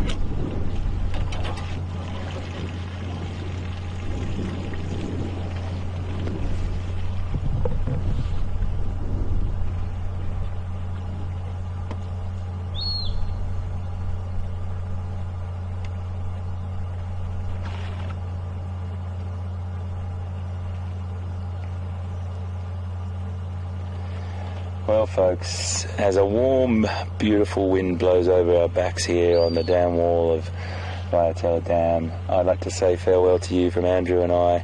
It's been a beautiful day with you, and it doesn't get much better than finishing like that for me. You've been superb, you've been fantastic on questions, and really, really thank you. We look forward to talking to you again tomorrow morning for our sunrise drive here on WildSafari Live. We'll see you next time, guys, and we don't know what's around that next corner.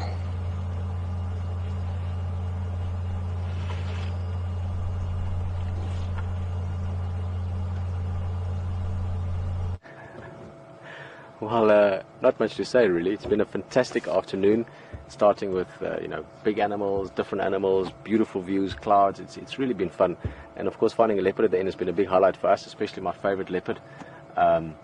Also, I believe you had a beautiful view, Gari Dam. We were sitting there last night. Brian and myself were sitting there at sunset last night. So a stunning view, and to have elephants drinking silhouetted at the same time, it's as good as it gets. So from Hayden's side, he said cheers already. We're about to do the same. We've got about 2 minutes left. The leopard is still here. Let's have a look at him. He hasn't done much. He's been taking it easy. And while we look at him, I just want to say a big thank you to all of you that's part of this. And I don't just mean Tara and Nikki back in control and the whole team out here. I actually mean all of you all over the world. That really is a big part of this. Thank you also for all the emails, letting us know that you like Africa, that you like safaris, that you enjoy this kind of thing. Thank you so much. We got, I believe, hundreds of those coming in, and I'm just a very happy, lucky man this afternoon. We've had a good drive. It's cooling down a little bit now. Last night was quite hot. Feels like we're going to have a nice cool evening tonight.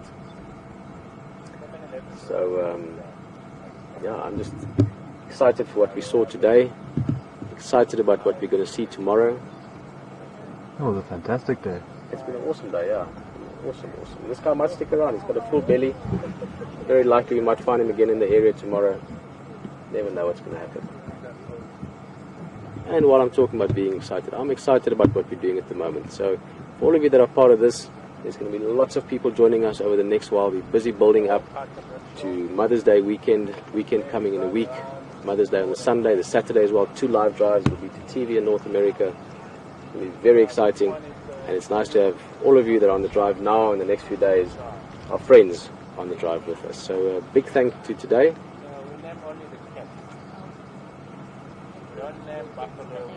And there's not really much more to say for me other than that I really, really enjoyed this afternoon. I was sitting here a number of times just reminding myself how happy we are, how lucky we are to be able to do this. See wild animals, beautiful wild animals like this leopard in the environment doing what they do and sharing it all around the world. So I think I've said thank you about 10 times. That'll be my 11th one. Thank you very much. Have a lovely evening and day wherever you might be. We see you back here tomorrow on WildEarth for the live safari. Bye-bye.